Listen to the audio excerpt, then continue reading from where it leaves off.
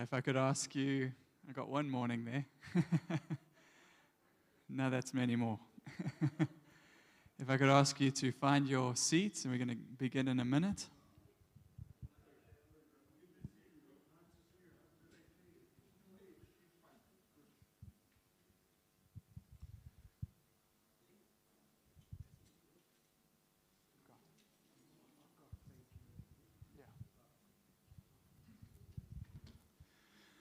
All right, thank you all for being here today for this creation workshop.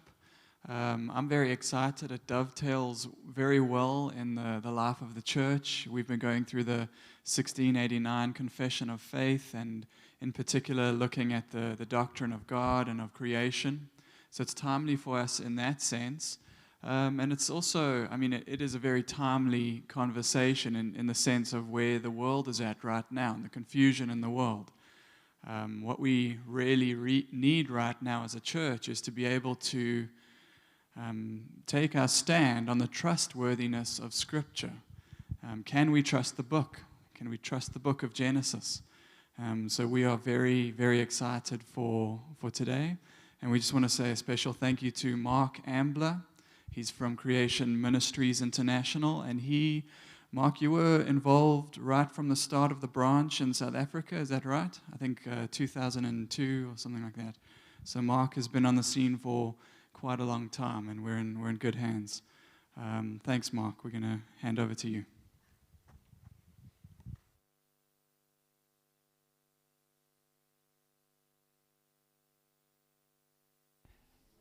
I greet you in the name of our wonderful Lord and Savior, Jesus Christ. Real blessing to be here.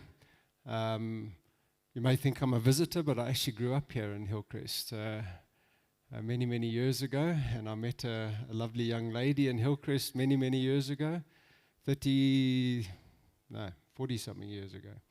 And in Paddy's Kitchen, if anybody remembers Paddy's Kitchen here, and anybody remember Paddy's Kitchen? Or was that before everybody's time? Yeah. And her parents desperately wanted to get her away from me and took her to Cape Town 39 years ago. And I followed down 3 months later, and we got married down there. I got saved down there because God lives in Cape Town. And but I've been told he vacations in KwaZulu-Natal. So lovely to be with you. Thank you for giving up your Saturday morning. And I realize that it's not easy to do that. People need to get stuff done on their Saturday mornings. But I think hopefully it'll be well worth your while, because this is an important subject, the subject of origins. And people have questions, and especially young people today have questions. They're being indoctrinated in just one side continually in the media and at school and what have you. So it's very important to be able to equip people with another view for them to think about it and evaluate these ideas for themselves. There was a youngster. He said to his mom, "Mommy, where do men come from?" So his mom said to him, "Well, sixth day of creation, God took some of the dust of the ground, and out of it he created the first man, Adam. And we're all descended from Adam." So the little boy said, "Well, where do ladies come from?" So his mom said, "Well, God knew that Adam needed a wife. Later on day 6, he caused a deep sleep to come upon him. He took a chunk of flesh from his side, and out of that he made the first lady, Eve." So the little boy, and she was the mother of all living. So the little boy was happy with that, and he ran off, but he woke up a few mornings later and he said, Mommy, I got a pain in my side. I think I'm going to have a wife." I was speaking in Prince Albert, on the coast. Prince Albert? No, Prince Alfred, Port Alfred, sorry, a few years ago. And during the day, I spoke at a school in the township outside of town. And after I was finished, the youngster came up to me and he said, a very emaciated black youngster, very skinny, maybe about 12, 13. And he said, "Excuse me, sir, can I ask you a question?" I said, "Sure, go ahead." And he asked me this. He said, "Do we come from apes?" And I went and just explained to him, we come from Adam and Eve. We're not evolved from apes or anything like that. We're created in the image of God. We come from Adam and Eve. And then he asked me another question. He said, where does AIDS come from? And I spoke to him about the origins of sickness and suffering and death from the Bible. And he seemed very satisfied with that, and he went off. And it was only as I drove away from that school, I wondered whether those two questions were not related. You see, he's been taught that we've evolved from these ape-like ancestors, and AIDS, or HIV, is a virus that mutated and jumped from chimpanzees, West African chimpanzees, to human beings. And so do you think these questions of origins, and I wondered whether he possibly didn't have AIDS, or at least HIV. So do you think these questions were important to that young man? Absolutely.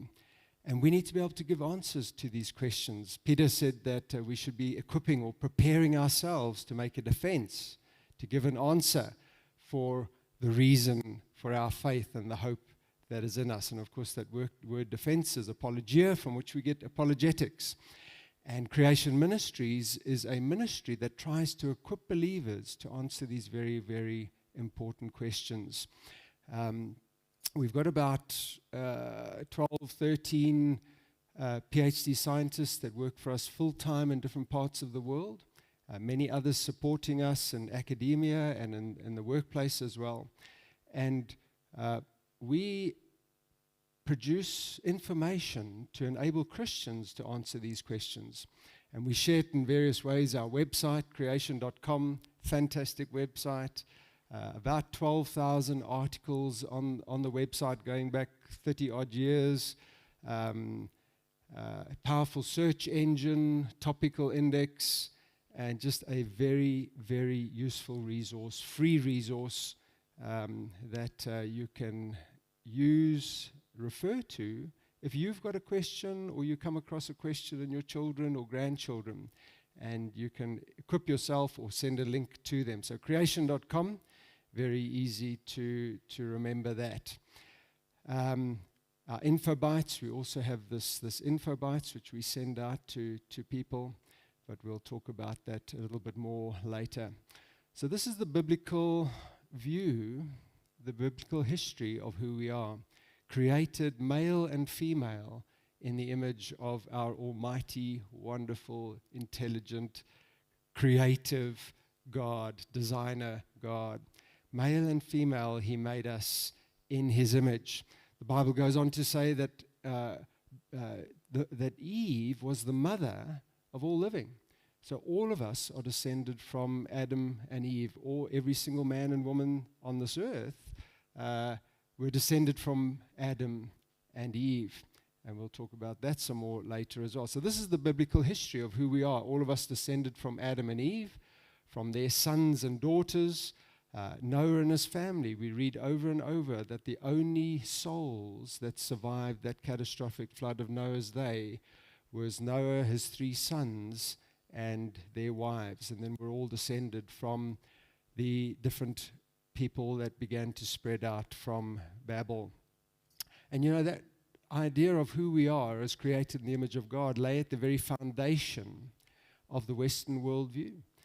Guys like William Wilberforce, based upon the biblical history of the reality of mankind, knew that even, it doesn't matter who we are, people from Africa, from Europe, we're all equally created in the image of God.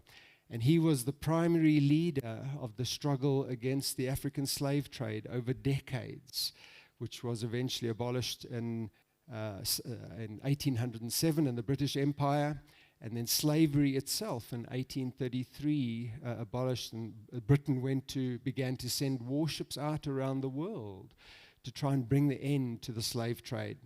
And they would capture slave ships, set the captives free, and sink those ships that continued to be run mainly by the Arabs and the Portuguese. And then just a few days before his death, in 1833, Britain abolished the slave trade, or slavery altogether. And he was absolutely founded in the history given to us in the Bible of equally created in the image of God. By the way, he was also one of the founders of the RSPCA. Him and a group of other Christians founded the Royal Society for the Prevention of Cruelty to Animals, based upon their Christian worldview.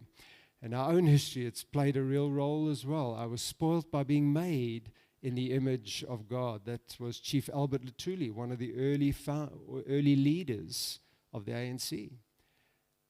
Based upon his devout Christian worldview, he knew that he was equally made in the image of God with anybody else, and therefore was entitled to the rights of anybody else.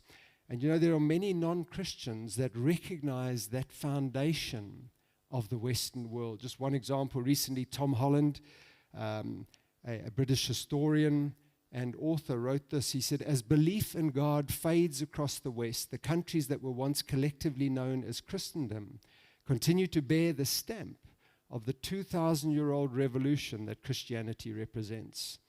It is the principal reason why most of us who live in post-Christian societies still take for granted that it is nobler to suffer than to inflict suffering, why we generally assume that every human life is of equal value. In my morals and ethics, I've learned to accept that I'm not Greek or Roman at all, but thoroughly and proudly Christian." Now, he is a scholar on Greek and Roman history. But he came to see how the Western world was founded upon a Judeo-Christian worldview. There's no indication that he's a born-again Christian believer. We can pray for him. But what he's saying is that the world in which we live and enjoy was founded upon Christian belief. So he identifies culturally with the Christian worldview. Many people don't know that after Britain took over the Cape Colony from the Dutch, that when they got their original constitution in 1853, the voting rights that applied back in Britain were also applied in the Cape Colony. And it was irrespective of color. It was based upon, well, firstly, you had to be male. The ladies didn't have the vote back then, back in England or here. And then property rights. But other than that, it was colorblind. But those rights began to be increasingly taken away. Because in the mid-1800s, something dramatic began to change in the Western mind. We had reports like this black slain for science's white superiority theory. This was in Australia, where German scientists like Amelie Dietrich, she was nicknamed the Angel of Death. She went to Australia and went to cattle stations around Australia asking that Aboriginal people be shot as specimens to be taken back to universities in Europe. And there were many of these kinds of things going on in different parts of the world. So what had changed in the Western mind? Well, here's a famous evolutionist, Stephen Jay Gould, in the late 20th century, probably one of the most well-known evolutionists. And he's a Marxist. He was a Marxist. He's dead now. But he said this: biological arguments for racism may have been common before 1850. A man in our fallen nature, we're always looking for reasons to discriminate against others. But they increased by orders of magnitude following the acceptance of evolutionary theory. Okay? He's an evolutionist, but he recognized the foundation of white supremacy and racism as being founded on evolutionary theory. Why is that? Well, if we look at Darwin's book, The Origin of Species, the subtitle is The Preservation of Favored Races in the Struggle for Life. And this idea of race and the struggle for survival and survival of the fittest and so on began to dominate in the Western world. The world became obsessed with race. Even here, during the Anglo-Boer War, the Vryheidsoorlog, it was the Boer race and the British race became obsessed with this idea of race. Darwin, a few years after publishing that book, Origin of Species, he wrote a book called The Descent of Man. And he said, at some future period not very distant, the civilized races of man will almost certainly exterminate and replace the savage races. He published that in 1871. In Europe, scientists like Ernst Haeckel, very influential scientist, would go on road to shows, speaking to the public, as I'm doing this morning, teaching using posters like this. He was a good artist as well. He was a doctor and an artist, and he would use posters like this, teaching the idea that we've evolved from these ape-like ancestors and placing black people as some kind of intermediates between Darwin's so-called savage races and civilized races. Haeckel was also responsible for this, Haeckel's drawings. Who's seen that before? Okay, many of you. Taught in schools and universities right up to the end of the 20th century, and showing incredible similarities between these various different creatures, including humans, in their embryonic development. Well, it was a figment of Haeckel's imagination, what those embryos actually look like. And even at the time, some of his peers recognized that this just was not an accurate portrayal of those various creatures' embryos. But it is incredibly powerful, isn't it? Isn't that a powerful argument that we've all evolved from common ancestors? It was recapitulation theory, was his theory. And right up to the end of the 20th century, towards the end of the 20th century, they were eventually abandoned because it was so terribly inaccurate. Well, guess what? I don't know about right now, but certainly 3 or 4 years ago, grade 12 South African textbooks still contained Haeckel's drawings. Total fabrication, not close to the truth. And all of these ideas that we had evolved from these animal ancestors began to have a devastating impact on the world and on society.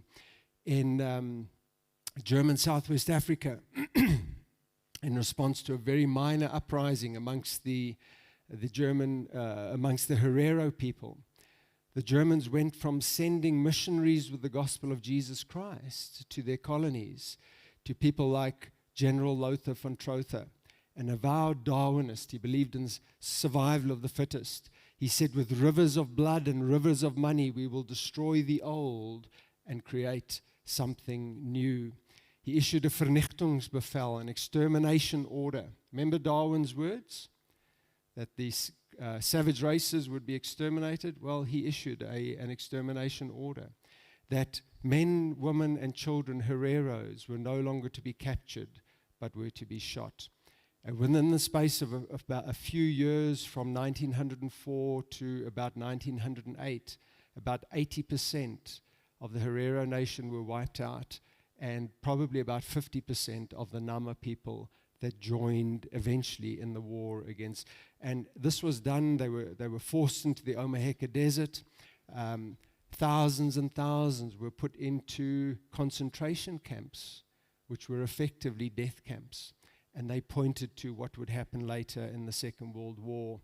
And just absolutely deplorable conditions. Scientists would come from Europe and come and take specimens of people that had died in these concentration camps, pack their head. They would make the women prisoners, scrape the skulls of flesh, boil them, and pack them in crates and sent them back to Europe. And some of those skulls are still there. I've had the blessing of speaking in Namibia on a few occasions, and in Swakopmund, just outside of town, there is the Herrero concentration camp graveyard. And you can see in the foreground there's these little mounds of sand. They are the graves of thousands of people that died in just that one concentration camp in Swakopmund. There were also in Luderitz, in Windhoek itself, and a couple of other places, stretching right back to that white wall in the distance of men, women, and children that died in that concentration camp. A little bit closer to home, Cecil John Rhodes, in many ways a remarkable man, but also a ruthless social Darwinist. This is from G.K. Chesterton, who wrote back in England at the time Rhodes was doing his stuff here, what he called his ideals were the dregs of Darwinism, which had already grown not only stagnant but poisonous. But it was exactly because he had no ideas to spread that he invoked slaughter, violated justice, and ruined republics to spread them. Well, you see, if Darwinism is true, if evolution is true, these are kind of natural consequences to that belief system. The Darwinian philosopher James Rachels, he is a Darwinist. He said this: Darwin's theory does undermine traditional values, the traditional idea that human life has a special, unique worth. Darwinism undermines both the idea that man is made in the image of God and the idea that man is a uniquely rational being. If Darwinism is correct, it is unlikely that any other support for the idea of human dignity will be found. Idea of human dignity turns out to be the moral effluvium of a discredited metaphysics. There's nothing to replace it. And isn't that increasingly the world in which we're heading? And these are the ideas that are permeating the minds of all of us to a degree, in the media and what have you, but of course, mostly our young people, and having a tremendous effect on culture. Here's some young folks speaking between classes, and he says to her, "You seem a bit down. Your science class went on for ages. What happened?" She said, "Teacher said we're nothing special. We came from pond scum. We're just evolved apes." So other friend asked, "What are they teaching in your next class?" Self-esteem. Do you see the disconnect there? We should be teaching our young people to respect themselves and have a respect for others. But what is the solid foundation for that? If we got here by millions of years of these random processes, natural selection, survival of the fittest, random mutations leading to mankind. And of course, these ideas also started other anti-human processes. Margaret Sanger, the founder of Planned Parenthood, still a major part of the abortion industry around the world today. She said she was a devout believer in Darwinism. She said the Aboriginal Australian, the lowest known species, different species of the human family, just a step higher than the chimpanzee in brain development, has so little sexual control that police authority alone prevents him from obtaining sexual satisfaction on the streets.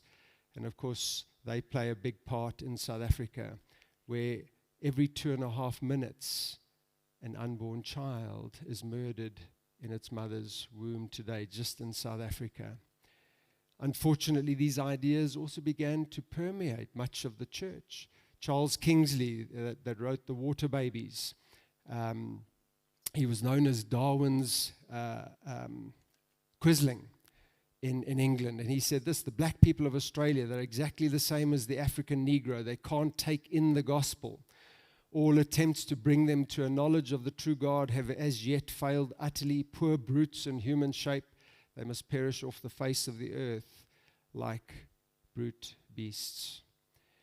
And that was known as pre-Adamites, that black people came from these pre-Adamites, soulless creatures that couldn't understand the gospel, totally different, separate from what he regarded as human beings.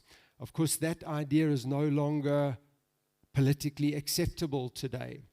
But Christians like Hugh Ross, Reasons to Believe, still believe, because he believes in millions of years of evolution in one way or another. He's got these ideas. Starting about 2 to 4 million years ago, God began creating man-like mammals or hominids. These creatures stood on 2 feet, had large brains, used tools, buried their dead, painted on wall caves. However, they were very different from us. They had no spirit. They did not have a conscience like we do. They did not worship God or establish religious practices. In time, all of these man-like creatures went extinct. Okay, so they no longer say that they were the ancestors of black people. They went extinct. Then about 10 to 25,000 years ago, God replaced them with Adam and Eve. Well, these ideas are constantly changing. And now on his website, it's no longer 10 to 25,000. It's now 10 to 60,000 years and they keep on having to update it with the latest claims being made in the name of evolution. Somebody has well said that if you marry your theology today to today's science, you'll find yourself widowed tomorrow, because these ideas are constantly changing. And of course, that is founded on the belief in this interpretation of the fossil record and the idea that all life has evolved from a single common ancestor over hundreds of millions of years of more and more complex creatures evolving, with man coming on the scene right at the end of that process. That's generally the general theory of evolution, and man himself went through these various stages of development and evolutionary development. So that's a summary of evolution. Now, students, hydrogen is a gas which, if left long enough, turns into people. Okay. Essentially, that is exactly what the Big Bang cosmology and evolution says. And of course, a major part of that theory is this idea that we've evolved from these ape-like ancestors over millions of years into this blonde-haired, blue-eyed Swede on the end here. So there's two stories being told there. One of them is that we've evolved from these primitive ape-like ancestors. What's the other story that's told? It's not always depicted exactly like that, but what's the other story that's told in that picture there, that depiction? Okay, yeah, very much so. That's removed us from the image of God, but something else there. Yep, more upright. What else? There we go. A progress from dark-skinned to light-skinned. So that's from an Australian textbook. So there's even a racist story implication to the way it's not always depicted like that. Go to Cradle of Humankind, and there's that iconic image, but there's no color involved. It's all in black. But that's a very, very powerful image that even some evolutionists say it's inaccurate, misleading. It should never be used. Why is it used? Again, because it is so powerful in indoctrinating people. But isn't that science? Yeah. Don't we have to believe it? Doesn't the science tell us that? Well, let's think about science. So science is this wonderful discipline of getting to understand this amazing world in which we live, the universe in which we live, based upon the scientific method of observation and experiment. And we would call this operational or experimental science. Put men on the moon, gave me my iPad and cell phones and amazing developments in medical technology, things like magnetic resonance imaging. Who here has had an MRI scan? Okay. 40 to 50% of every church I go to, folks have had MRI scans. That's a malignant tumor I had removed from my leg about 6 years ago. Do you know that the primary inventor of that technology was a Dr. Raymond Damadian, a Bible-believing, creation-believing medical scientist? So don't let anybody ever tell you that it's unscientific to believe in biblical creation. But that's the kind of amazing technology that came out of this field of operational science. It doesn't matter whether a scientist is an atheist or a Christian. In the laboratory or out in the field, they'll do the same experiments, make the same observations, and broadly get the same results. But there's another category of science, and that is looking at the evidence in the present. Skulls, cells, canyons, mountains, and trying to reconstruct the past. And of course, we cannot go back into the past and carry out the scientific method of experiment and observation. We can only do it in the present. And so when it comes to this body of science, which we would call historical or forensic science, people interpret the evidence. They tell a story. They try and reconstruct the history and the origin of something, and they do it based upon their worldview, their belief system. And there are many evolutionists that recognize this. And the number one rule of science today is no God allowed. It's called philosophical naturalism. Everything has to be interpreted in terms of natural and material causes. of course, the foundation of Western science began in a totally different worldview. Isaac Newton, Maxwell, Faraday, Louis Pasteur, Carolus Linnaeus, Johannes Kepler, I could go on and on. They were all believing Christians, Bible-believing Christians.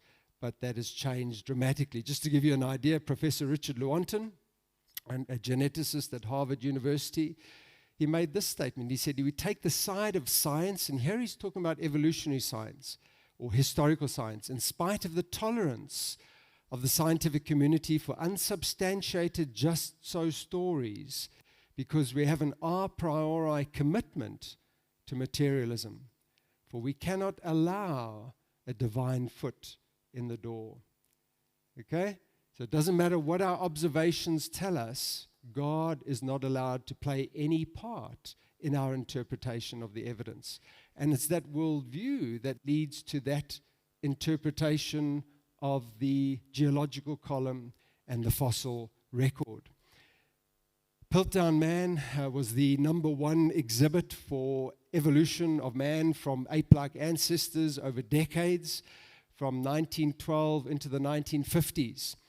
And it was only in the 1950s that scientists discovered, realized, that it was actually the skull or the cranium of a human being and the jaw of an ape.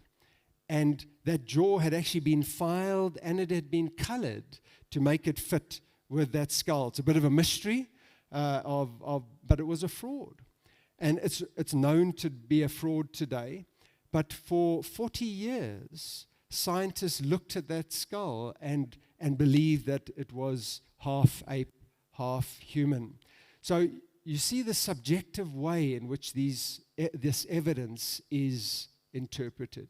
The evidence doesn't speak for itself. Another example, a few decades ago, this is how Neanderthals were reconstructed. Very, very ape-looking, covered in hair, soft tissue, nose, and so on, the way it's depicted there. Well, this is a museum in Europe of how Neanderthals are depicted today.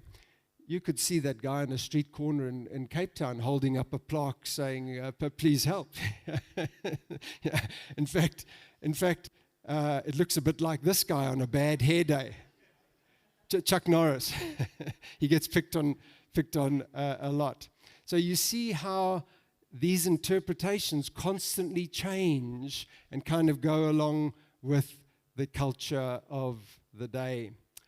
Well, how did we get here?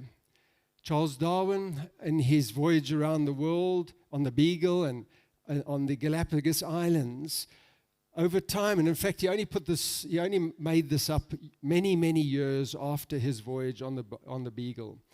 But he looked at different kinds of creatures like frogs and finches and so on, and he saw that there were variations on different islands and so on that obviously went back to a common ancestor, maybe on the mainland of South America. And natural selection was responsible for those changes. Darwin never invented the idea of natural selection. In fact, guys like Edward Blythe, many years before Darwin, used the term natural selection. He saw it as a God-given mechanism to enable adaptation and change to take place in order for creatures to survive in different environments. Darwin believed that given enough time, frogs could turn into princes and bacteria could turn into biologists. So that was Darwinism, what lay at the foundation of Darwinism, and it's called natural selection. Now, natural selection is real. It happens. It's observed in nature today. But how does natural selection work? So this is simplified, but just kind of the principle. So here's a dog kind or an original dog or wolf, wild dog kind. Even evolutionists today recognize that all your wild dogs and your domestic dogs go back to a common wild wolf-like ancestor. And we know that living creatures, we get a set of genes from mother, and a set of genes from father. So let's go back to an original dog kind. Medium length fur, because they've got the original created genetic information for both short fur and long fur, both the male and the female. And they begin to have puppies, and this guy here, he's inherited the gene for short fur from both the male and the female. These two here, medium length fur, and they've inherited the gene for maybe long fur from the male and short fur from the male and long fur from the female, and they've both got medium length fur like the parents. And this funny looking creature here has inherited the genes for long fur from both the male and the female, and he's got this bushy haired, wild-eyed look to him. There's a lot of evidence that there was an ice age after the flood of Noah's day. And so let's put these pups into a very cold, harsh environment. Those 5 pups. Which of those pups are least likely to survive and to pass on their genes to their offspring? Which of those the least likely to survive? Of course, the short-furred and the medium-length furred dogs less likely to survive in that hostile environment, and therefore less likely to breed and pass on those genetic traits to their offspring. And these long-furred ones would be more likely to survive, more likely then to mate, begin to have babies, and these are the pups. And what do you see here? Long fur like his parents, because he's inherited the genes for long fur from both the male and the female, because the gene for short or medium length fur expression is no longer in that breeding population. They've been culled through natural selection. And so all of the pups, so what's taken place here? Adaptation, change, variation, natural selection. But in that process, nothing new has been created. They're able to survive in a particular environment, but nothing new has been created. So within a particular group of animals, and remember the Bible talks about kinds of animals, not species, variation is possible. Let's think about this now, speciation and whatever. These 2 skulls here, hands up those that say they are different species. Hands up those that say they're the same species. Hands up those that are sitting on the fence. Most of you. Okay. Canis lupus familiaris, one species, all right? Bulldog and greyhound. So you see how through the process of natural selection, tremendous variation is possible. But dogs remain dogs, cats remain cats, and humans remain humans, even while you get a certain amount of variation. And of course, there's many examples like that. So let's apply this now to human beings and the development of the various people groups that we find in different parts of the world historically. We're told that after the flood, God gave the same instructions to Noah that he had given to Adam right at the beginning, to multiply, fill the earth, and subdue it. And we read that mankind continued to disobey God. They stuck together. And at a place called Babel, they began some kind of man-made religion, building this tower to the heavens. And God came and confused their languages. So maybe different families could no longer communicate with one another. They abandoned that project at Babel and began to disperse across the face of the earth, from Babel there in modern, what is today modern Iraq, and to begin to disperse to different parts of the earth. And of course, they would be exposed in that process to totally different environments after the flood. I picked this up recently. This is from New Scientist journal, very respected journal, which based on genetic studies gives a very similar depiction of the dispersal of humanity again from the Middle East there. the out of Africa scenario is increasingly being abandoned by various scientists, secular scientists in different parts of the world. But look at the similarities between those two. So what would have happened in that process? Well, Adam and Eve, the original created ancestors of all mankind, had the rich, full genetic information DNA for various expressions of, for example, skin shade, skin color. And through combinations by Mendelian genetics of dominant and recessive genes, would have been able to have both light-skinned and dark-skinned children. And as that began to be dispersed after Babel, let's apply that, let's go back there. People going down from the Middle East, still Noah and his family would have been part of that rich gene pool still. And then as they went to different climates, having light-skinned and dark-skinned children, let's say going down into Africa. Now, dark skin is, or melanin in our skin, it's a natural sunscreen. Helps to protect us from the sun. So let's think about that. Somebody going from the Middle East down into the tropics and equatorial Africa, being exposed to very harsh sunlight. Some kids having light skin, some dark skin. Which would be the most likely to survive in those conditions? Dark skin, more protection from the sun, from skin diseases, skin cancer, and so on, and more likely then to pass on those genetic traits to their children. And then the opposite, going from here into Northern Europe, cold, wet, cloudy climates.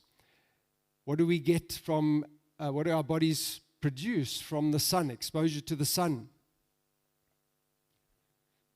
Vitamin D. We've heard a lot about vitamin D recently, haven't we, over the last couple of years, and the benefits for our immune system against COVID and other viruses. And so again, the opposite, going up there, parents having light-skinned and dark-skinned children, who would be the most likely to survive? Light-skinned children, less likely to get bone disease and rickets and what have you. Dark-skinned people, even today in Northern Europe, very often have to take vitamin D supplements to avoid possible bone conditions and what have you, because the melanin is blocking out the sun. They're not absorbing enough sunlight. Even though they get all of these, we get all of these vitamin supplements and milk and bread and so on, many of them have to take vitamin D supplements in Europe.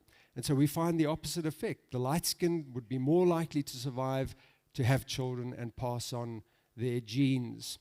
So let's think about this for a moment. There's a picture. This is my colleague, Dr. Don Batten in Australia. He's a plant biologist in Australia. What color is he? Okay. What color is she? Okay, let's think about that. And thank you for that response. Well, here's, that's a better one there. What color is that? Okay. What color is he? Pink, thank you. Pink. I get light brown, beige. I get all sorts of answers to that question. I speak in schools sometimes, and all the kids are sitting there, and they'll instantly, when I ask this, they'll say white. And I'll say, well, you're all wearing white school shirts. Look at the person next to you, and if anybody's the color of his shirt, call an ambulance quickly because they're in serious trouble. Okay. And we called her a black lady. Okay. I've yet to come across a black-skinned individual. But we do get every single shade between light brown and dark brown. You see, God says that God made of one man or one blood every nation of mankind to live on all the face of the earth. And through dispersal, through natural selection after Babel, these differences began to occur, these genetic differences, and the loss of genetic diversity through geographical separation. But what happens when we bring that genetic information back together again that would have been in Noah and his family, and an Adam and Eve before them. Some interesting things happen. Here's a British couple, both of them, so they're medium brown skin, both of them have had parents, one light-skinned and one dark-skinned parent, both of them. You want to see their twin baby girls? Maybe you've seen this before. There's many examples of this. There we go. Blue eyes, fair skin, fair hair, dark eyes, brown skin, brown hair. They call them biracial twins. It is very common. In fact, National Geographic magazine, about 3 years ago, they were recognizing their racist past, and they had these gorgeous biracial twins on their cover. So in just one generation, if you bring that genetic information back together again, you've got both ends of the so-called skin color spectrum. Just differences in the production of melanin in our skins. Those of us that are melanin deprived, we've lost the genetic information for our skin cells to produce lots of melanin pigment. Those people that are dark-skinned have still got the genetic information, excuse me, to produce lots of melanin. And we did an article on them in our Creation magazine a few years ago. And that's the reality of the world in which we live. That's from just one school, all the way from fair skin, fair hair, blue eyes, through the spectrum to dark skin, dark hair, and dark eyes. So natural selection, although it creates these differences and enables survival in different environments, it creates absolutely nothing new, which is what Darwinism needs. To evolve from a single-celled organism to more complex life, it needs huge amounts of more information, and we'll get to that in the next session. And natural selection doesn't do that. So according to evolutionists today, what is the engine of evolution? And they know natural selection doesn't do it. Well, it's genetic mutations. Evolutionists, neo-Darwinists believe that these random copying errors are the result or the engine to cause the evolution from simple to complex. And you'll often hear the example, for example, of antibiotic resistance in harmful bacteria. This is an example of evolution in action. Or sickle cell anemia, and the people that have got the mutated sickle cells have resistance to malaria, and this is an example of evolution in action. It's not. Although it's enabled those organisms to survive in certain very, very unusual circumstances, nothing new is created. There's generally a net loss of information in this process as well of mutations. Dr. Felix Konate-Ahulu, a world authority on sickle cell anemia, says the sickled hemoglobin is less appetizing for the malarial parasite, so carriers are less likely to develop malaria, which is often fatal. The sickle cell gene is still a defect, not an increase in complexity or an improvement in function, which is being selected for. Neither are any of the mutations in bacteria or viruses an example of an increase in complexity that they're often claimed to be examples of evolution in action. And scientists today, this was researched a couple of years ago, the congruence of these fields of the study of human mitochondria and the separate study of Y chromosome originated from conditions that imposed a single sequence on these genetic elements between 100,000 and 200,000 years ago. Now that's based upon certain assumptions about the rate of mutations. But modern science, genetics, is saying that there was a single sequence for Y chromosomes, in other words, in men, and for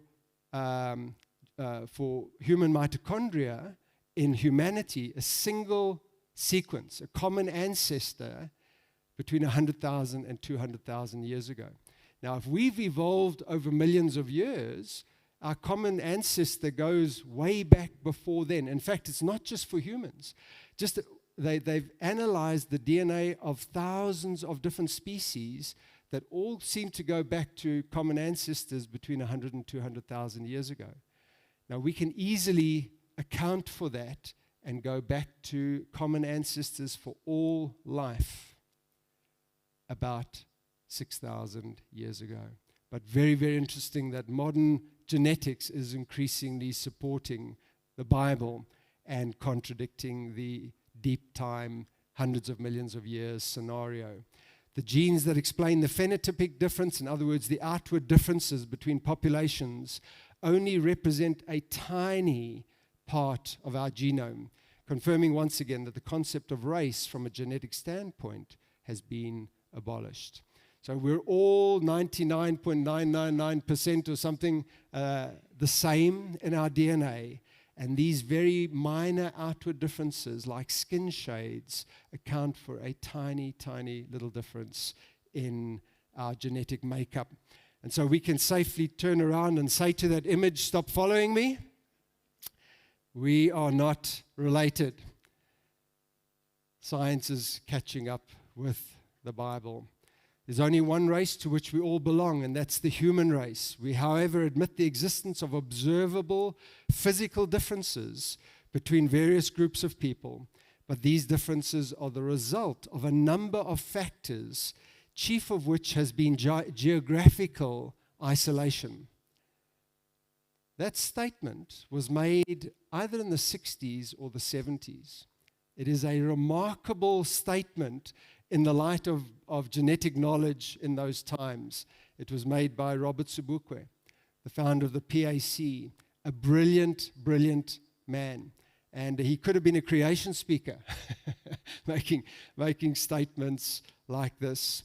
So what drives the obsession with evolution and Darwinism? Well, the high priest of Darwinism today, Richard Dawkins, he said this in his book, The Blind Watchmaker: Darwin made it possible to be an intellectually fulfilled atheist. So what came first for Dawkins, atheism or Darwinism? His atheism comes first. Darwinism is built on top of his atheism that enables him to try to answer some of the big questions without God.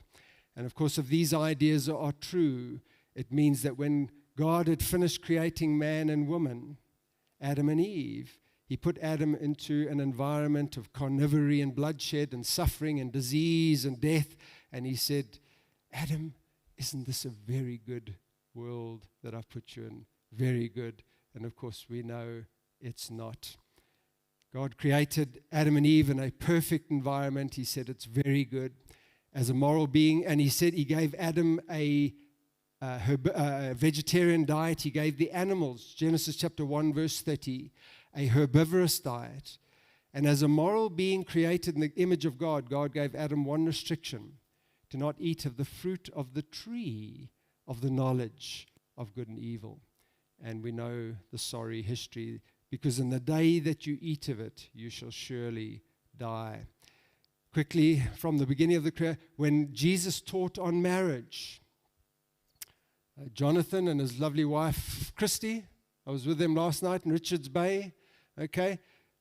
Marriage across the color line. What does God say about it? Well, from the beginning, before that, marriage in general. Let's look at that. Marriage in general, when Jesus was challenged about marriage, he said, from the beginning of the creation, God made them male and female. So Jesus is saying, from the beginning of the creation, that 6-day beginning of creation, God made them male and female. And he's teaching about 4,000 years later. Well, of course, if evolution and the Big Bang is true, male and female only came along billions of years after creation, after the beginning of the creation, not from the beginning of the creation. Was Jesus wrong? Of course not. He's the creator himself. He knows exactly what he's talking about. Marriage across the color line. Which of these marriages would the Bible condemn?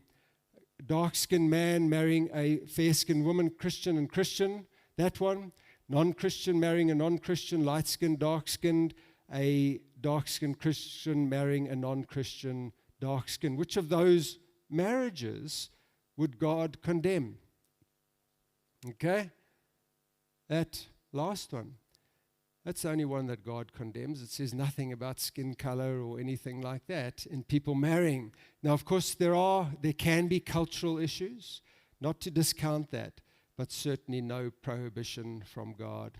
Okay, I'm going to quickly, I think, wrap it up there. Let's stretch our legs for a moment and 10 minutes. And please quickly come back, and then we'll do a little bit of more on genetics and this idea of mutations being the engine of evolution. And then I think, so we'll take a quick break, come back, and then we'll deal with that. And then we're going to have a tea break, if I'm correct, after that. And then we'll finish up with dinosaurs in the last session. And then we're going to try and leave some time for an open Q&A session, maybe from about 12 till 12:30, but we need to keep the program going in order to do that. All right, so 5-10 minutes, and then come back and we'll do the next section.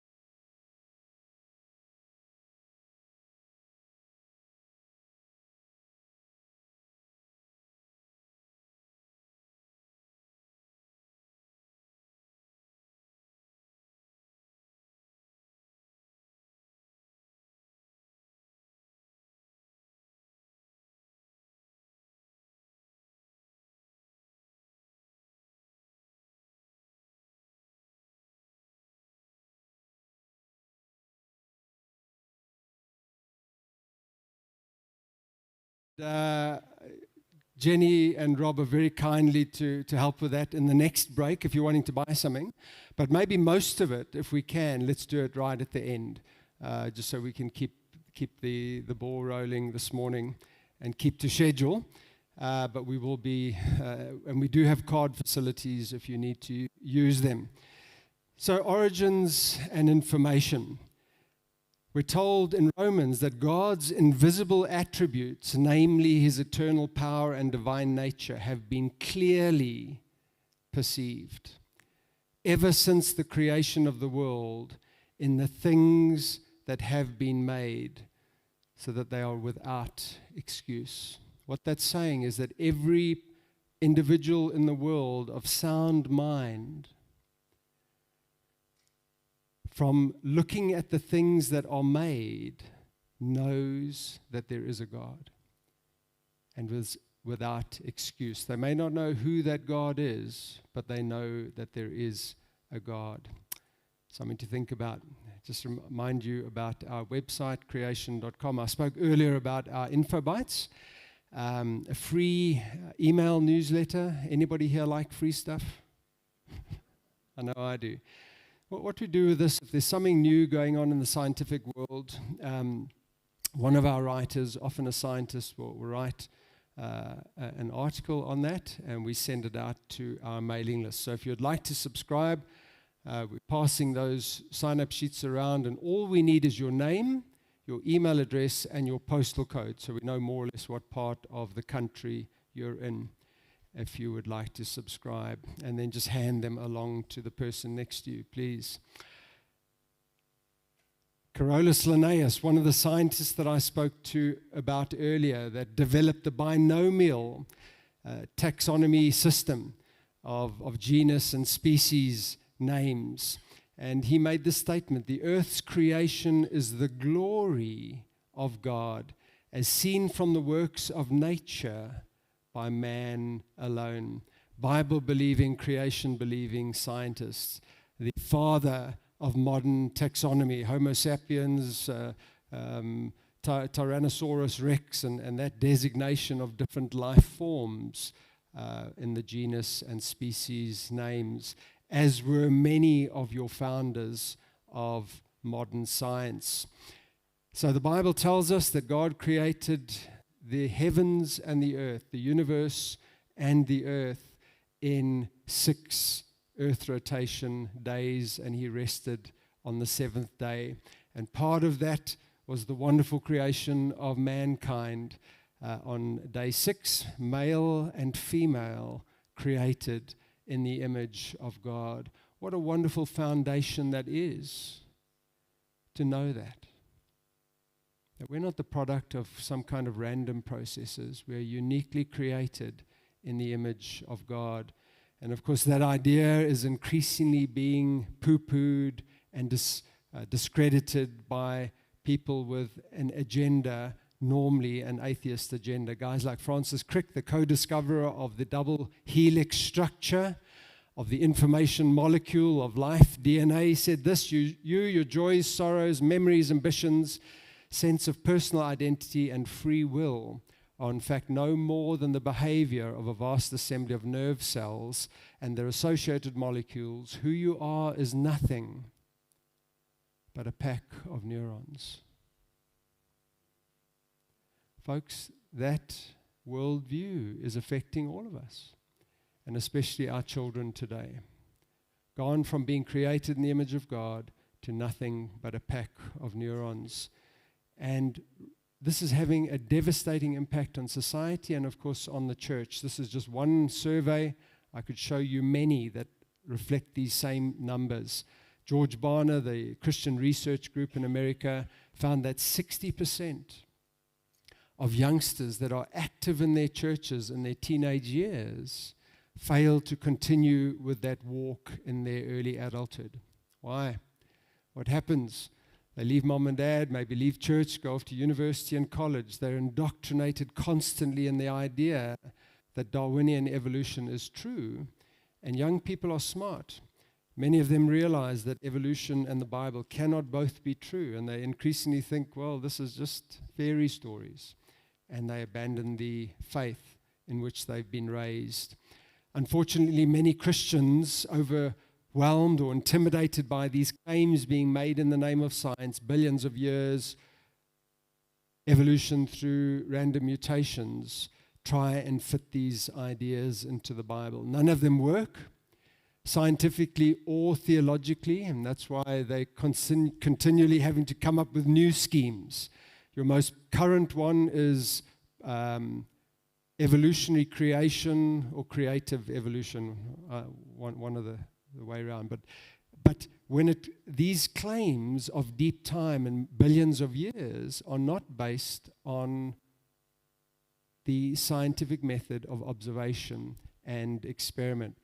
You see, let's say a very remote, isolated population of humans happen to come across an internal combustion engine.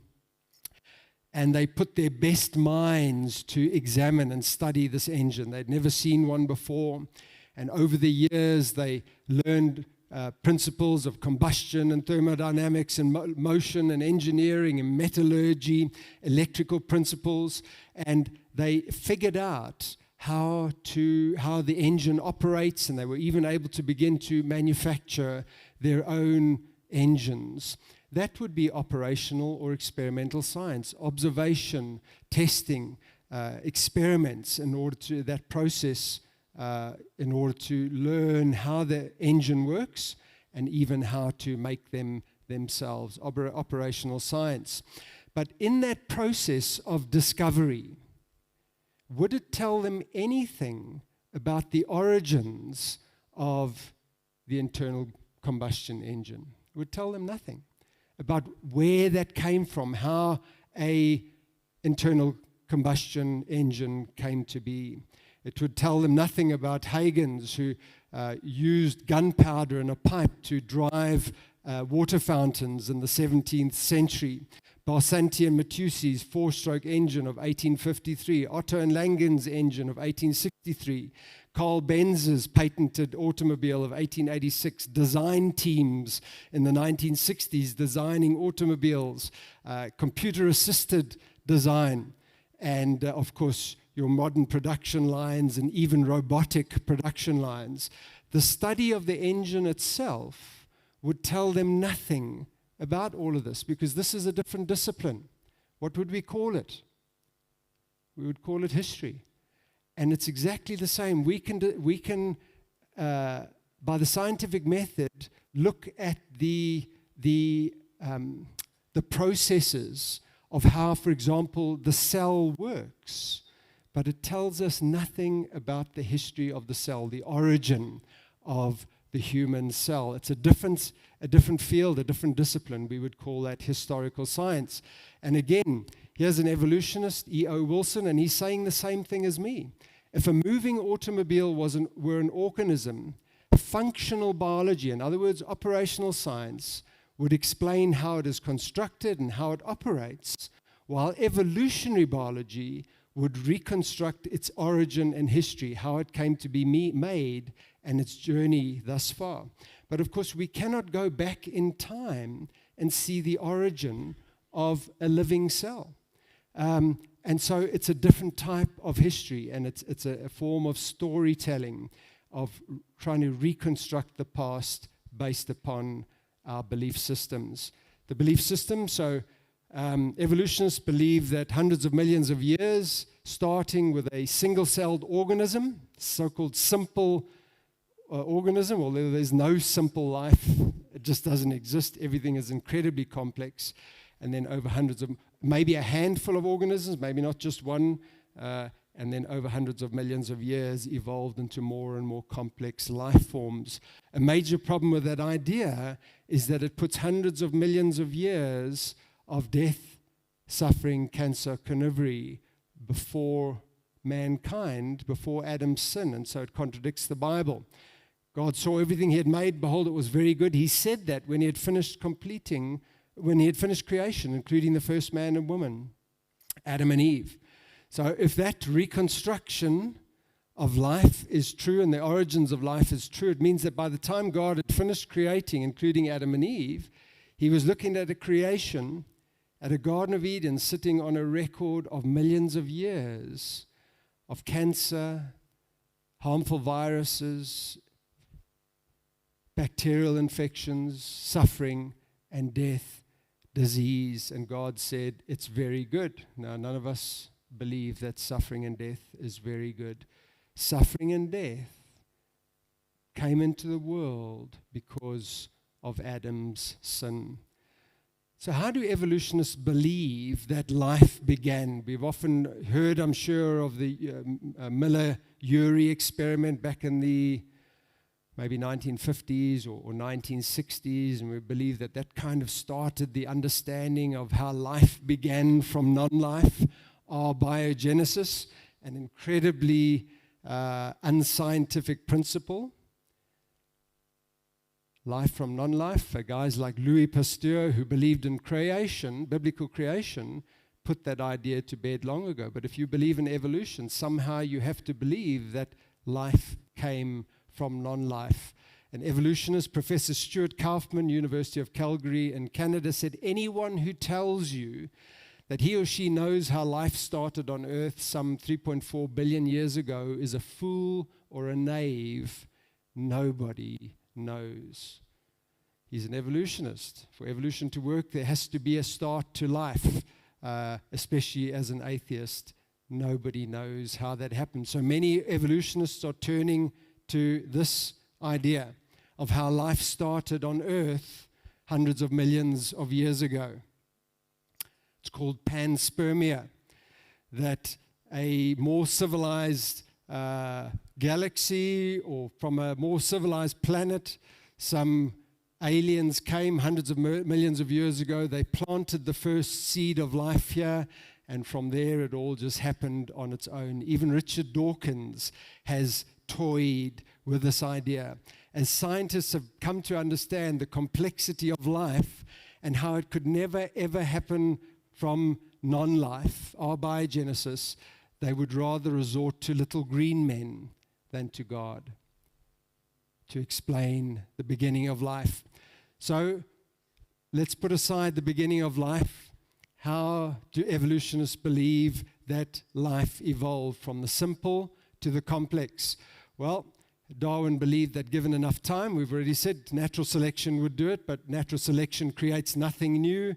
Darwin's Galapagos finches, variation, adaptation, survival. He saw these different beak sizes, different bird sizes, different coloration going back to maybe an original species on the mainland. And natural selection had worked, but in that process, nothing new is created.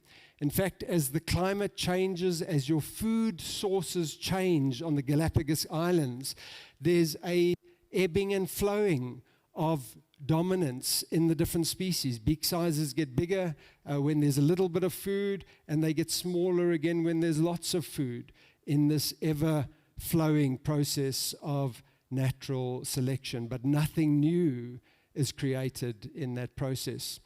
So that can account for speciation.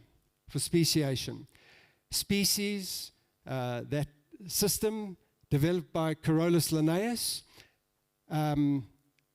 very useful system for classifying the different forms of life. But we've got to remember that the Bible doesn't speak about species. It talks about created kinds, plants, each according to its kind. Trees, each according to its kind. Sea creatures according to their kind. Winged creatures according to their kinds. Land animals according to their kinds. Wild animals according to their kinds. And livestock according to their kinds. And creeping things were to reproduce according to their kind. All right? So the Bible speaks about kinds. In fact, the word for kinds that is translated from the Hebrew into Greek is genus, or into Latin was genus. Probably from where Linnaeus got the word genus, species. Probably because Linnaeus believed that those created kinds were at the level of genus.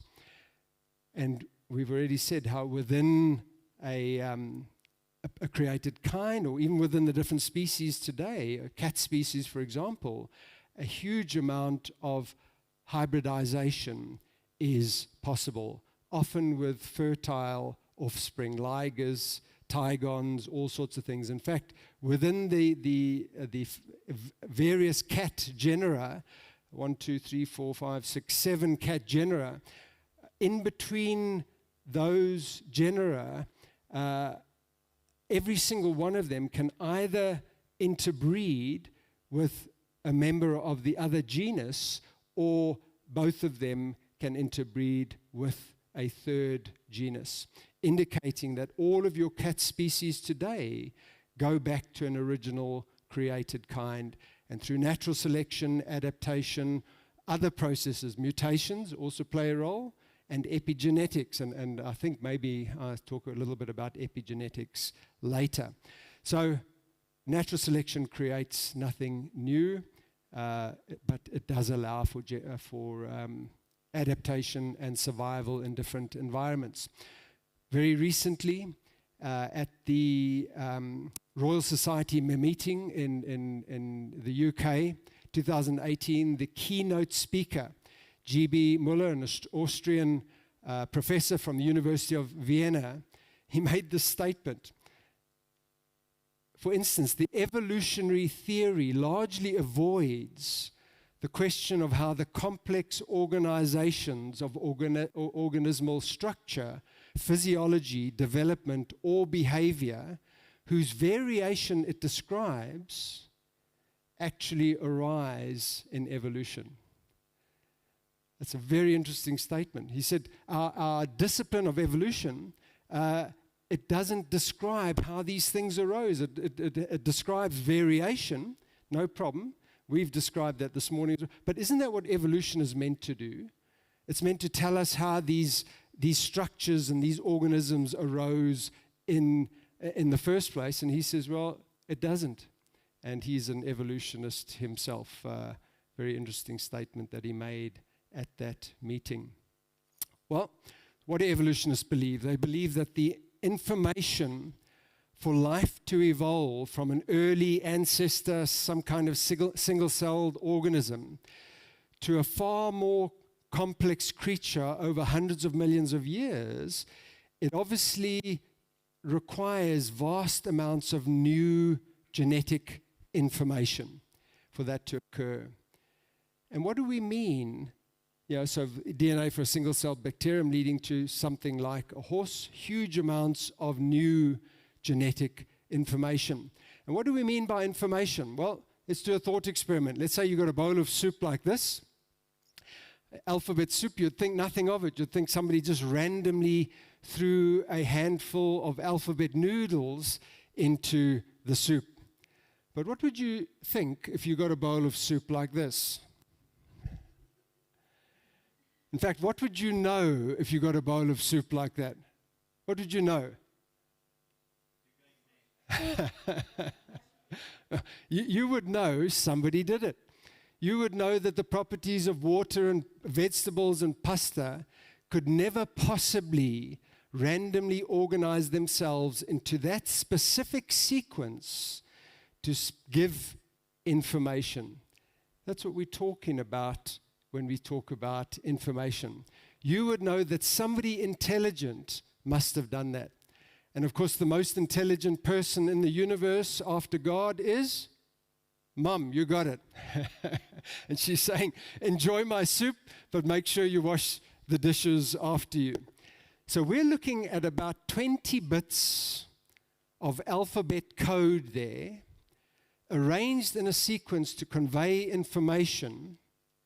And we just instinctively know that could never happen by chance. It could never happen randomly. Somebody intelligent must have done it, about 20 bits. What about the 3.2 billion bits of information written in the DNA molecule of life, in the nucleus of every single one of the trillions of cells of the human body, arranged in a sequence, not only lineal, but four-dimensional, 3 dimensions plus time, conveying the information, the instructions, the recipe to take that information from the nucleus to the cells, and for the cells to build the complexity of the human body. 3.2 billion bits of information. The idea that that came about through random processes goes against everything that we know from real experimental observational science. It is the most efficient and optimal information coding system known to man. In computer science now, they're looking at using that DNA, a DNA molecule, in order to convey information in computing systems, moving away from the binary code and what have you. So evolutionists believe that that information arose, that increasingly complex information came about through mutations. Copying errors in the handing down of genetic information from male and female to their offspring. Now, mutations occur every generation. All of us here have got over 3 million copying errors in our DNA. Every generation, more and more of these copying errors occur. It's a bit like making a photocopy of a book, and a photocopy of a photocopy, and a photocopy of a photocopy for 200 odd generations. What happens? More and more noise comes into those photocopies. We're a little bit like that. And every generation, between 100 and 200 new mutations in the human species. Most of those mutations kind of sit there in the background. There are processes, systems in our cells that are able to ignore a lot of it. But we are heading to error catastrophe. Some of them are very harmful and lead to debilitating diseases. Evolutionists believe that every so often those copying errors lead to the new information, the novel information, new complexity that is the engine of evolution. Part of that theory going back 15 to 20 years was the idea of junk DNA. Because they know that that's such a wasteful process, they believe that most of our DNA must just be useless junk. And 20 years ago, the idea of junk DNA, that only about 2% of our DNA codes for proteins. And they concluded that the rest is just junk, leftovers from our evolutionary history over millions and millions of years. Pseudogenes was part of that same notion. So evolutionary scientists like Francis Collins, he claims to be a Christian, very influential in Christian circles. He's been a lot in the news lately. I don't know if you've seen it, and not for good reasons. He was the head of the NIH, or he's still the head of the NIH in America. Well, he believes that that's how life arose, that God used this process of random mutations over millions of years in order to create. Based upon that belief system, he said Adam and Eve just don't exist. They're just some kind of mythical creatures because we've evolved from ape-like ancestors tens or hundreds of thousands of years ago. Adam and Eve don't exist. He believes that the process that brings these debilitating diseases, sickle cell anemia, dwarfism, melanism, there's hundreds of them, that's the process, random mutations, that God used to create life. Folks, that's not the God that I know from the scriptures that would use such a process to create life. I've got a picture here of an inbred dog. You know, we know in a small gene pool what happens. These genetic mutations are more likely to occur, and various things can go wrong in the offspring in a very small gene pool. I've got a picture here of an inbred dog. I don't know if you want to see it. It's a bit gory. Some of you are nodding your heads, some of you are shaking your heads. Okay, here's an inbred dog.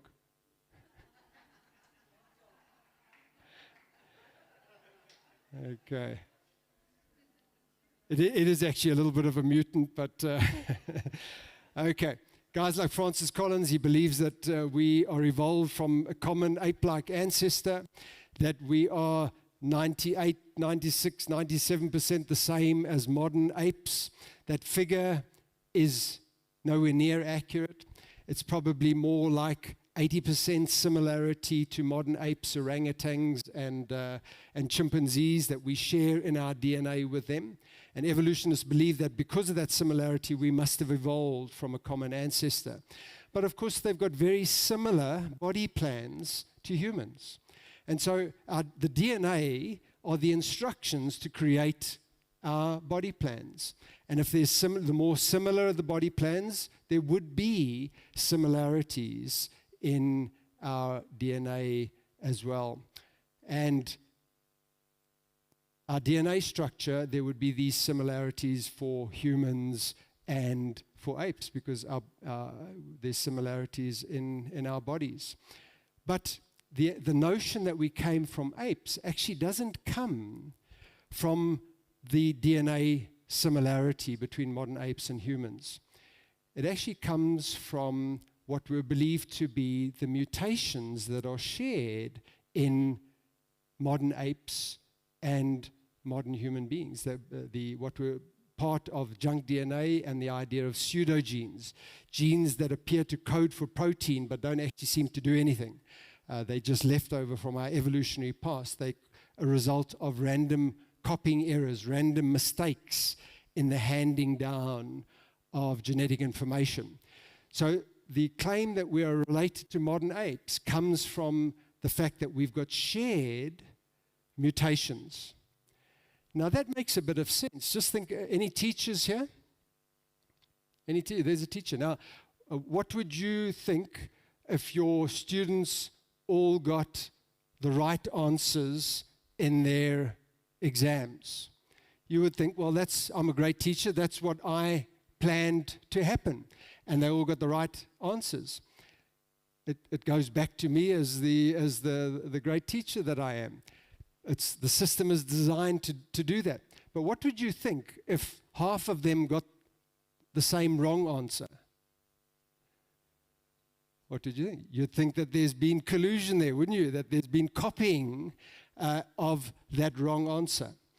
And so if we do share the same wrong answers as modern apes, that would indicate that there's a common ancestor there, wouldn't it, logically? Well, that all goes back to pseudogenes and DNA. You see, 15 years ago, scientists just didn't know what it was there for. These are functional genes. They're not pseudogenes at all. They do have function, and evolutionists science are finding layer upon layer of information in the DNA molecule, humans and other creatures. In fact, right back as early as 2003, academics like John Mattick in Australia said that this idea of junk DNA may well go down as one of the biggest mistakes in the history of molecular biology. Today, scientists are up to about 80% function in human DNA, and they believe that they'll probably get to 100% function, knowing what 100% of DNA does. And so we share similarities with modern apes in our DNA because there's a common designer, and that is logical.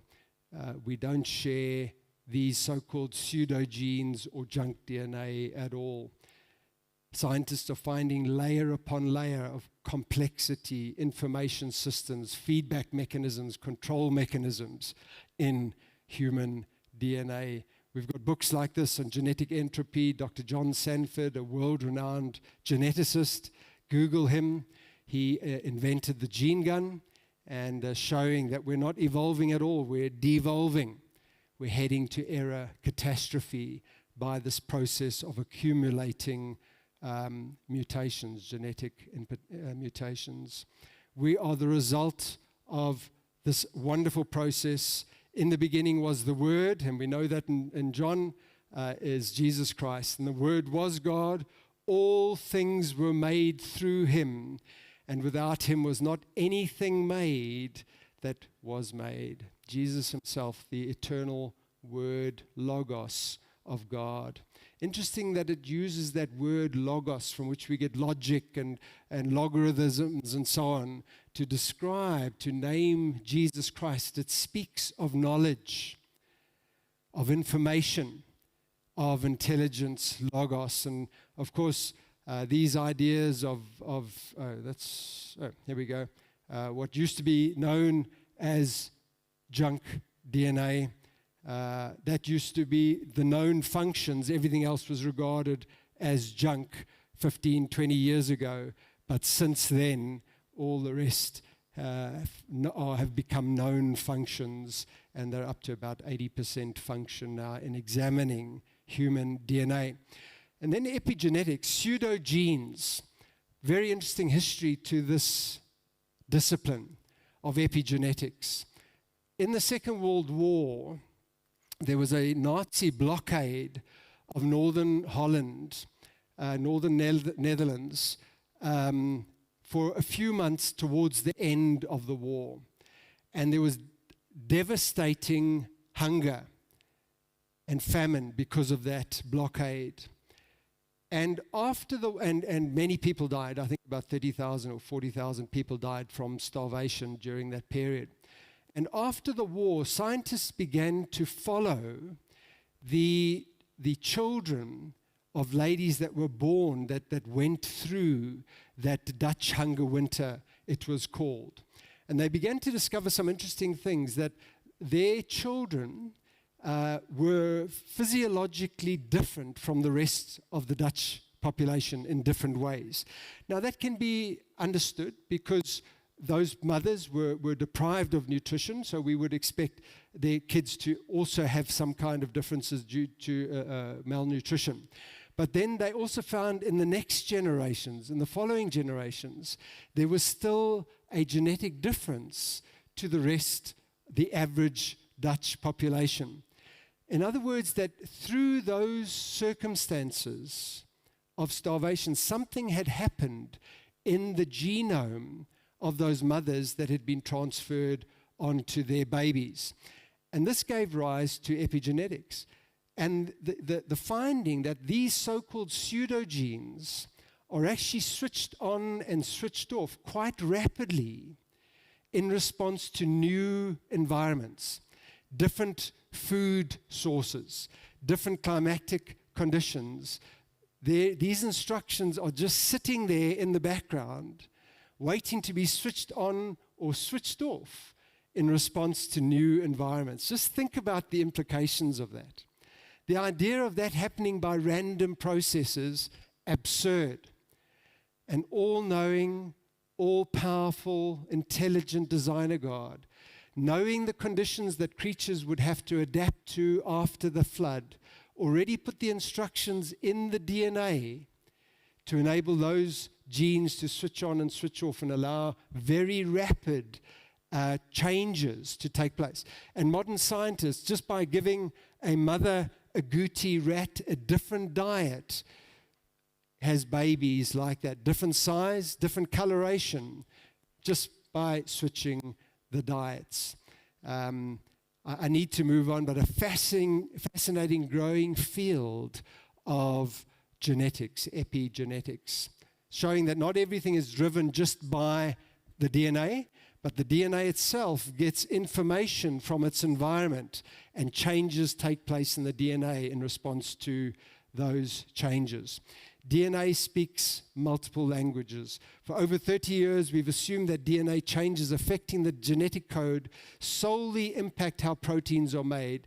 Now we know that this basic assumption about reading the human genome missed half the picture. Our DNA not only gives the instructions for manufacturing life, manufacturing the human body, but also that's those exact same sequences give information for the control of those living organisms. Absolutely mind-blowing. And as I say, it gives information not only linearly, but in the folds as your DNA interacts with one another. In the folds, there's information exchange there. And in time, that DNA information changes with time as well. Epigenetics is, not epigenetics, apoptosis, programmed cell death is an example of that as well. So not only the DNA, incredible complexity, but the factory has to be there as well. It's no good just having this information in the design office, the nucleus of ourselves. We need a factory to take that information and carry out the instructions, and that is the living cells.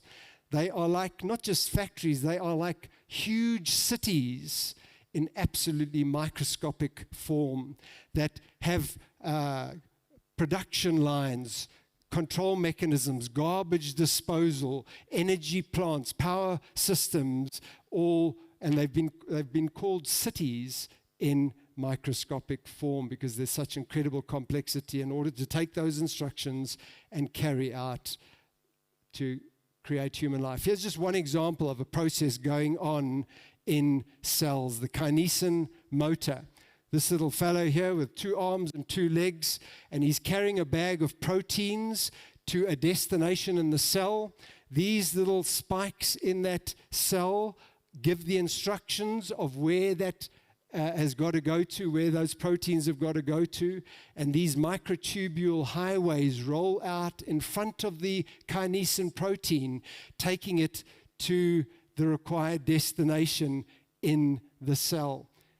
Is that mind-blowing or what? And that's in slow motion. Those processes are taking place all over the cell in incredibly rapid speed. Another one, ATP synthase process. ATP, adenosine triphosphate, is the energy, it produces the energy for life. It's been called the fuel currency of life. And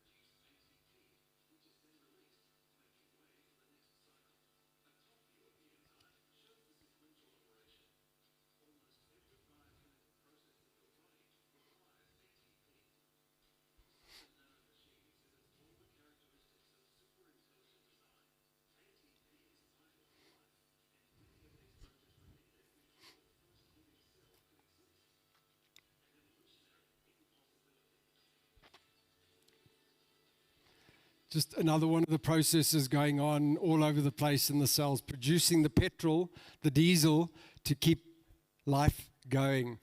Just amazing. And so we can say with the psalmist, I praise you, for I'm fearfully and wonderfully made. Wonderful are your works. My soul knows it very well. And so, folks, just a little bit of the kind of information that we just love to share with churches, with fellow believers, and also, by God's grace, sometimes with skeptics and unbelievers. And God uses this information very often. Sometimes these type of things, and evolution and Big Bang, are stumbling blocks in the lives of people. And God is able to use this information to open their eyes to the reality that there is a Creator God, and the reality that Jesus Christ, God's eternal Son, came on a rescue mission to earth to put right what Adam had destroyed through the curse. Our Creation magazine, a wonderful resource that God's used over the years. Creation Answers boek is ook in Afrikaans beskikbaar. Dit handel oor die 60 vrae wat ons meestal kry oor 30 jaar of wat van bediening. 3 PhD scientists there, physical chemist Jonathan, and 2 biologists, and Dr. Carl Wieland, a medical doctor who started our ministry in Australia about 30 years ago. One of our new books, Evolution's Achilles Heels, 9 PhD scientists showing the terrific weaknesses in the best arguments that evolutionists are able to give. Excellent book that's available as a DVD as well. Those other two books I showed you, the Creation Answers book, Refuting Evolution, is ook in Afrikaans beskikbaar, Evolusie Weerlê, and a DVD in a heavily discounted pack. I think it's 200 Rand no, maybe it's a bit more than that now. I'm a bit out of touch, but basically the DVD is free of charge in that pack. A Genesis account, Dr. Jonathan Safety again. It's a commentary on the first 11 chapters of Genesis. Jonathan, interesting character. He was Jewish, came to know Yeshua HaMashiach as his personal savior. A former New Zealand chess champion. He held Boris Spassky to a draw a number of years ago, for those of you that know your chess. Physical chemist, and he works for us full-time in the States today. And from his Jewish background as well as his science background, a tremendous commentary on the first 11 chapters of Genesis. That's the Genesis account. Wonderful kiddies books available individually or in discounted packs. Christianity for Skeptics, different DVDs, discount packs of DVDs, The Voyage That Shook the World, a documentary on Darwin's life and the process leading to him basically denying the existence of certainly the Christian God. Very interesting. It doesn't rubbish Darwin at all. It just takes a look at his life and some of the factors going on in his life, including the loss of his dear daughter Annie as a 10-year-old, and how that devastated him. And that question, how could a loving God allow the suffering and death in the world? And that is a good question. Okay, let's take a break. I don't know about you, but I need it. Grab a cup of tea, coffee. Is that the plan? That's the plan, okay. So grab something. I think there's some snacks there as well. And I think we're doing well. Maybe 15 minutes, 20 minutes. And then let's get back together again for Dinosaurs. Okay. For our last session, and then let's leave some time for a Q&A afterwards as well.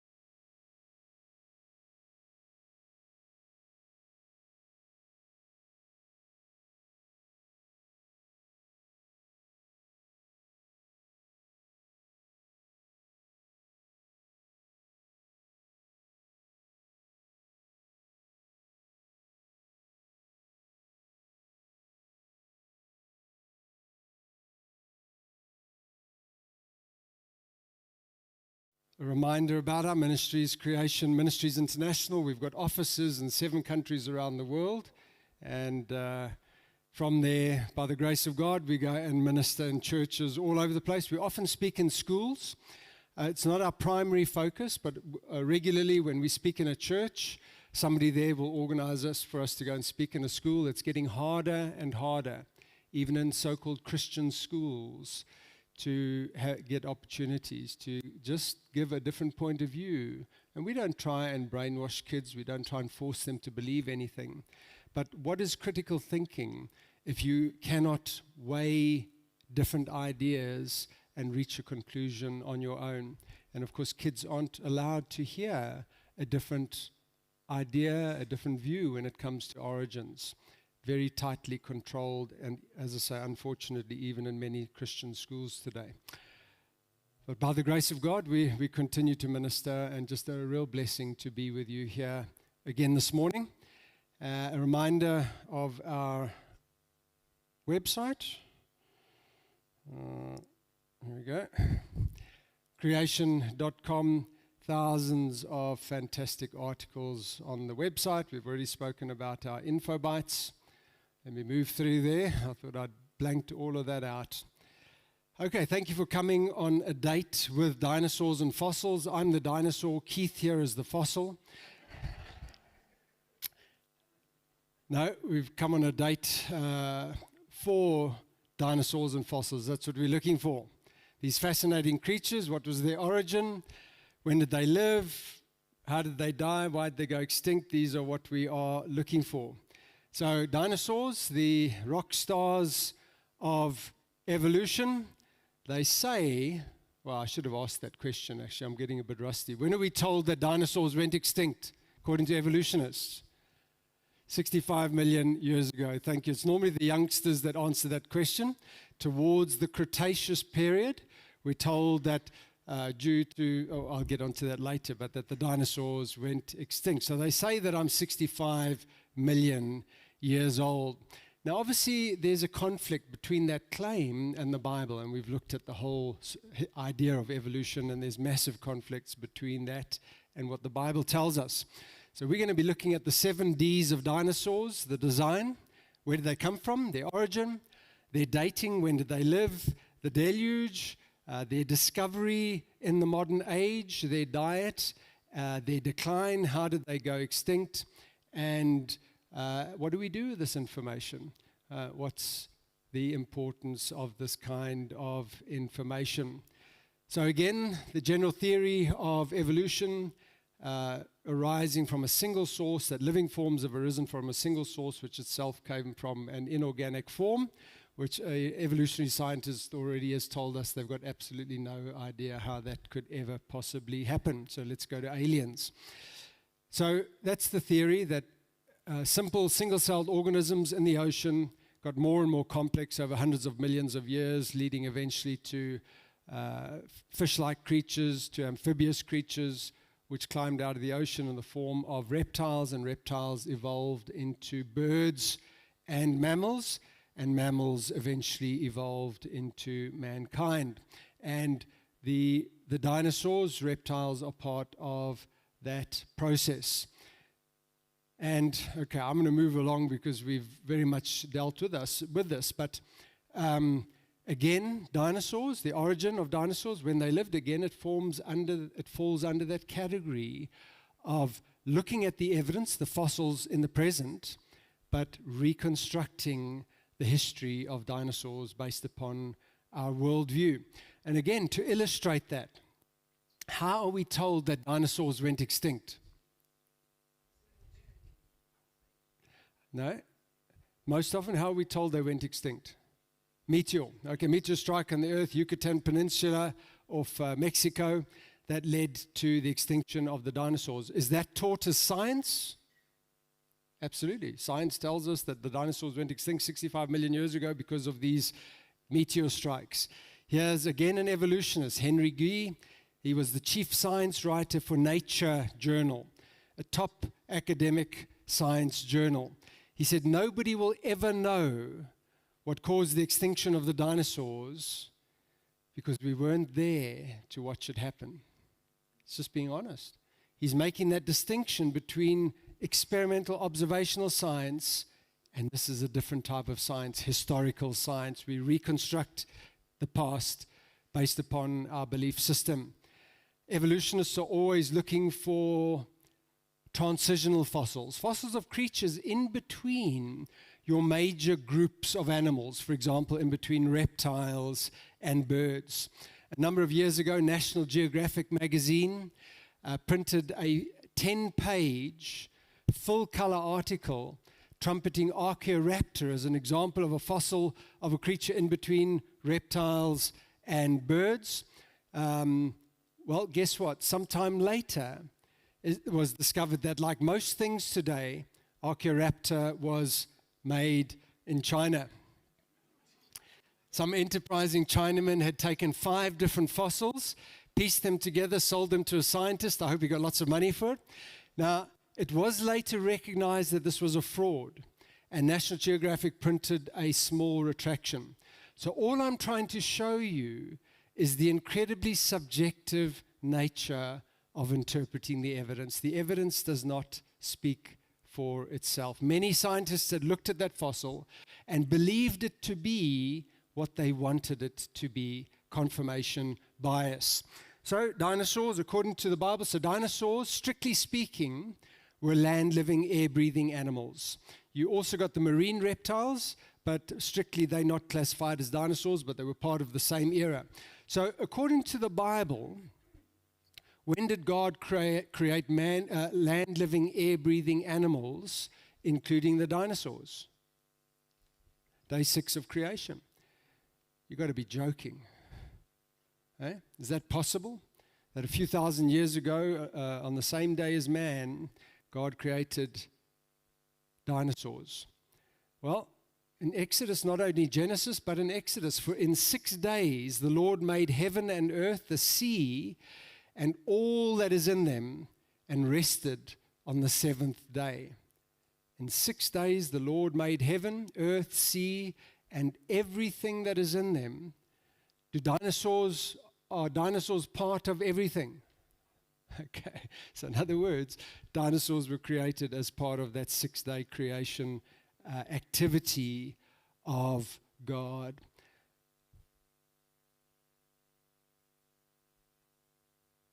All means all in the Hebrew, the same as in the English, everything. Okay, so that is the biblical history of dinosaurs, of the origin of dinosaurs, created on day 6 of creation.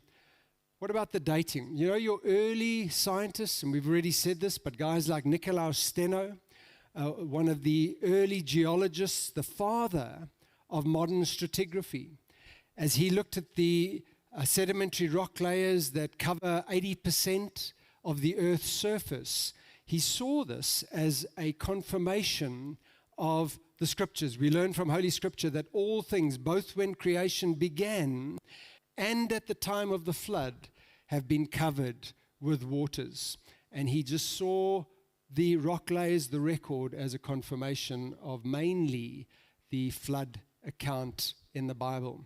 But science began to change in the late 18th century and into the 19th century. Guys like Charles Lyell, a Scottish lawyer, a leader of the so-called Enlightenment, a geologist, and in private letters with friends, he would say things like this, that his goal was to free the science of geology from Moses.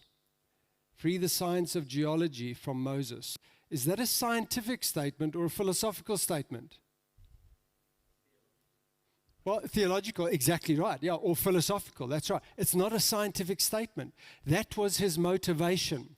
And he began to reinterpret the rock layers, the idea that these fine lamina were laid down over vast periods of time, maybe one fine layer per year. And he was really the father of modern uniformitarianism and the idea of millions and millions of years of Earth history. And we've already said that if that interpretation is true, it's got major implications for our faith. Because it's not just rock layers. What do we find in those rock layers? Fossils, dead things. A record of unimaginable suffering and death is in those rock layers as well. And if his interpretation is true, it puts suffering and death millions and millions of years before Adam's sin. And that means that God put Adam into a Garden of Eden together with the carcasses of a record of suffering, cancer, carnivory, and death. And God said, it's very good. Let's look a little bit at carbon dating.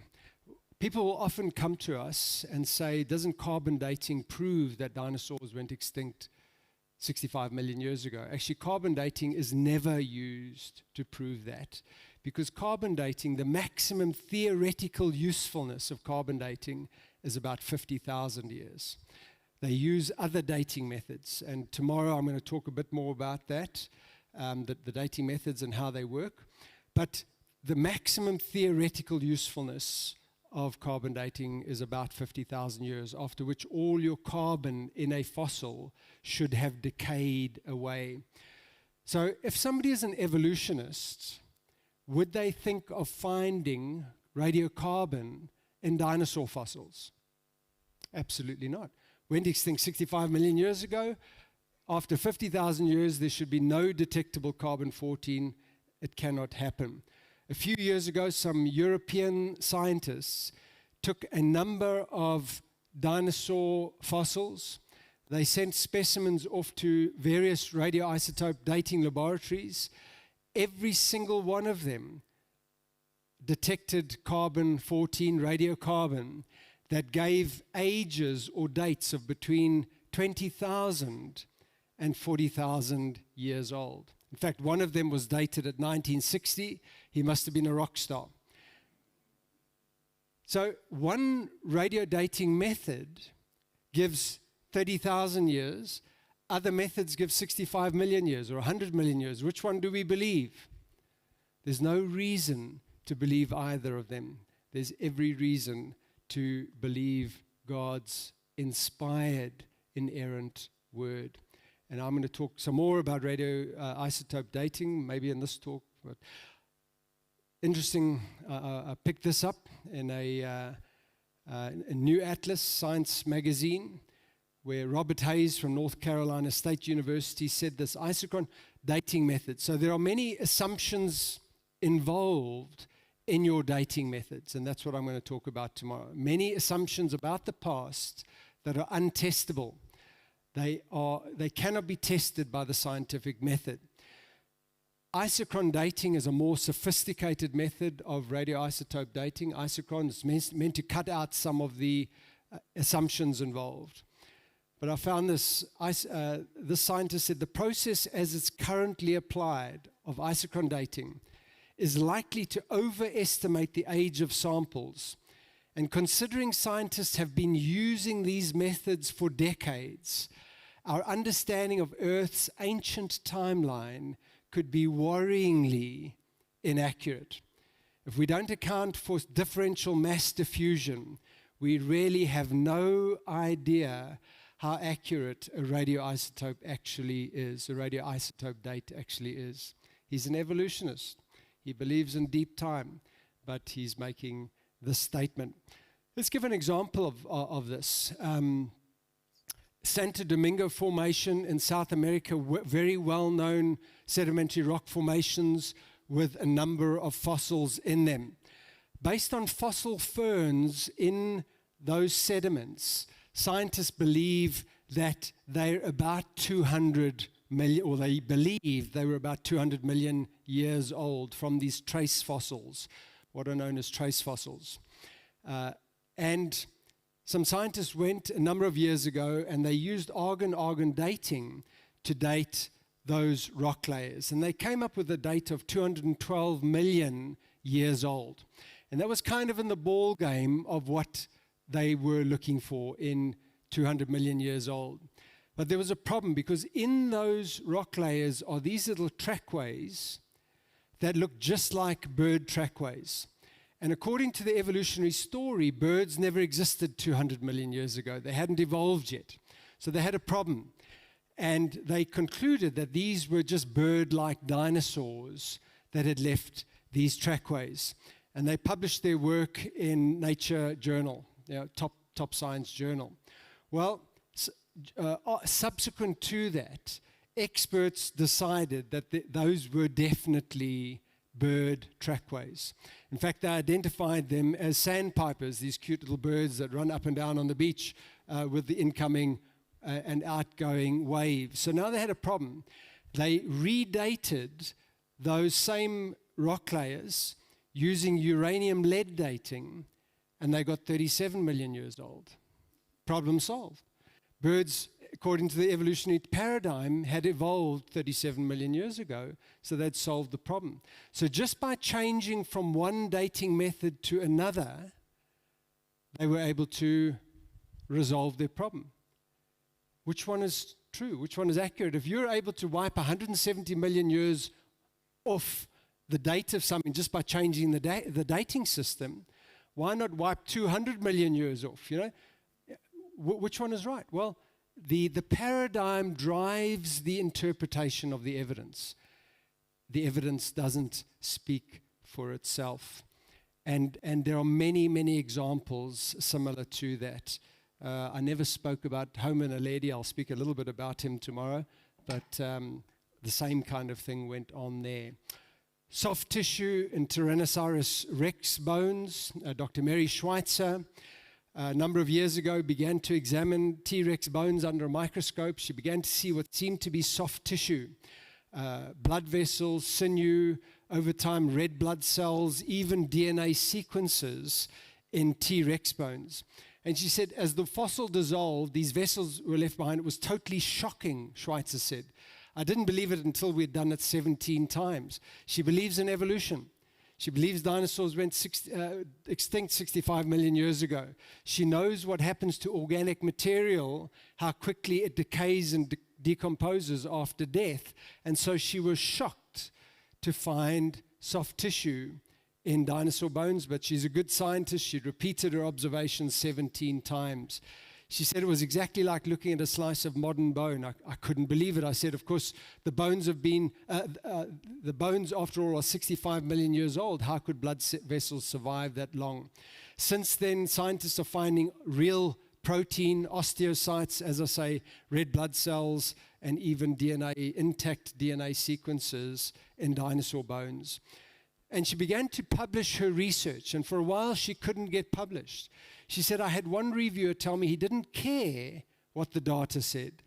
He knew that what I was finding wasn't possible. I wrote back and said, well, what data would convince you? And he said, none. It's selective bias. You see, it contradicts his worldview, so he refuses to accept the evidence. Now, she's an evolutionist, so she's been involved over the last few years in trying to find out how soft tissue could possibly last for 65 million years. But it cannot.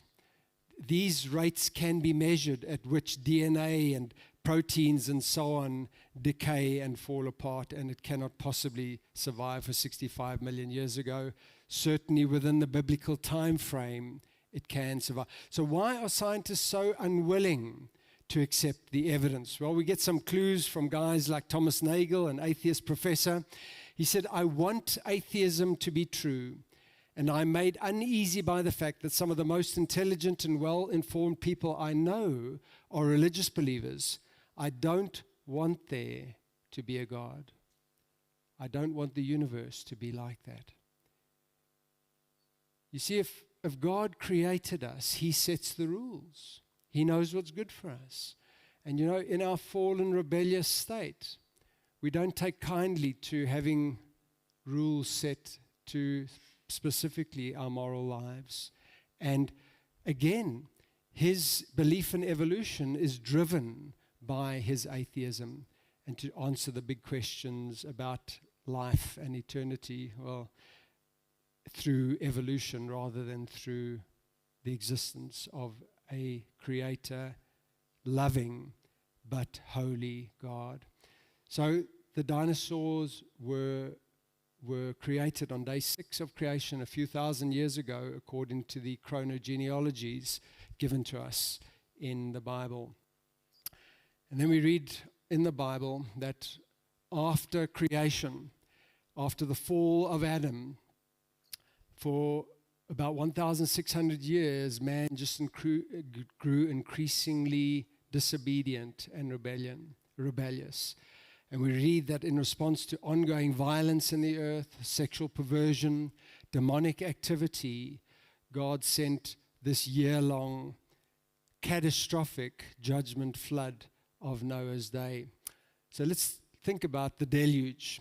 According to evolutionists, this is how fossils form. Dinosaur fossils and other fossils. Dinosaur dies in the water, sinks to the bottom. It lies there for vast periods of time, slowly covered in silt and mud, which over millions of years forms into rock. And then over millions of years more, through erosion, those fossils are once again exposed and they are dug out. Now let's think about whether that reflects reality. You guys live close to the ocean. Any of you done scuba diving or snorkeling? Bunch of you. Ever seen dead creatures sinking to the bottom of the water, lying on the bottom of the water for thousands of years, waiting to be covered in silt or mud?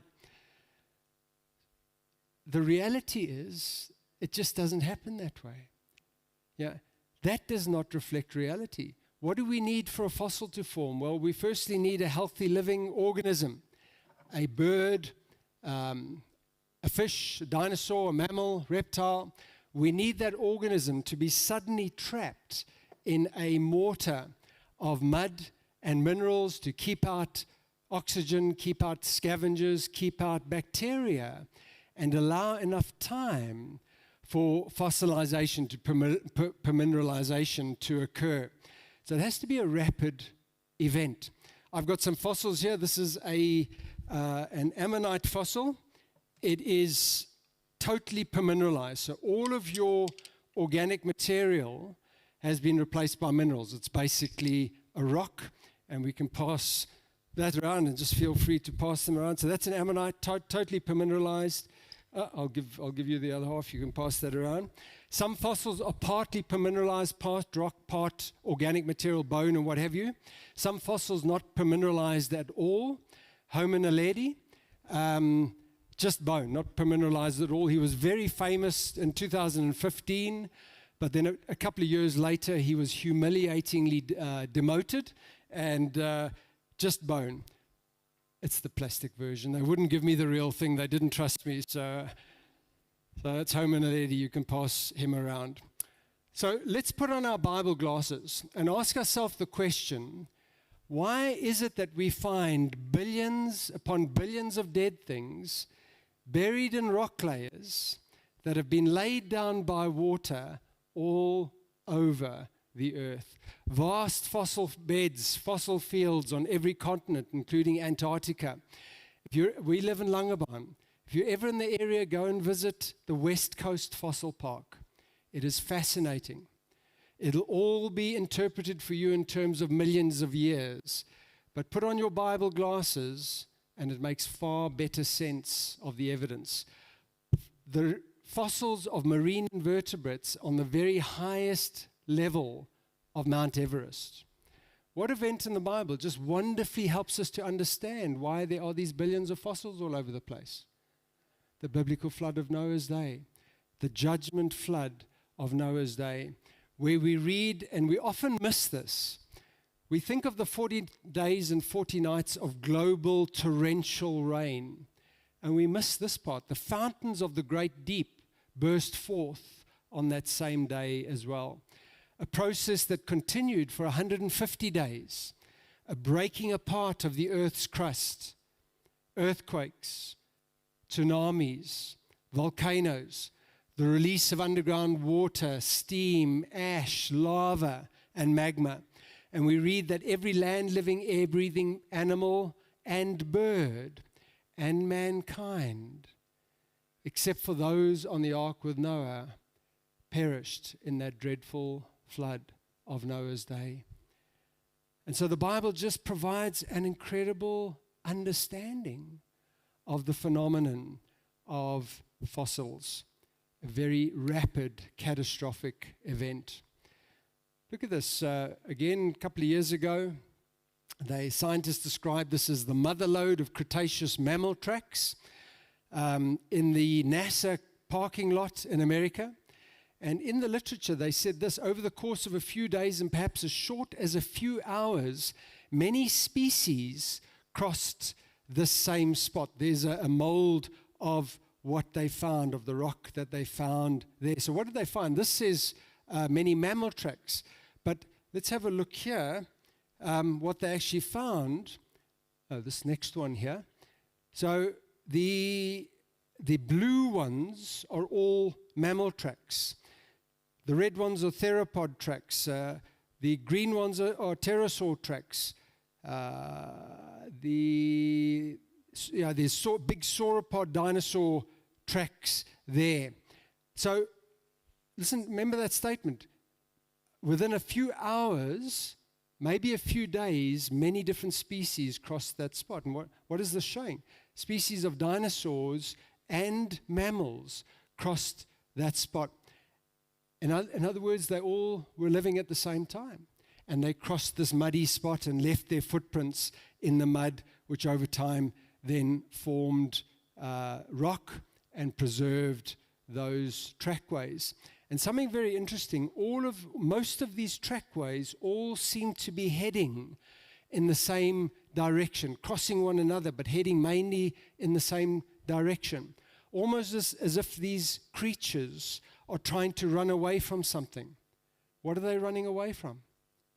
The rising floodwaters.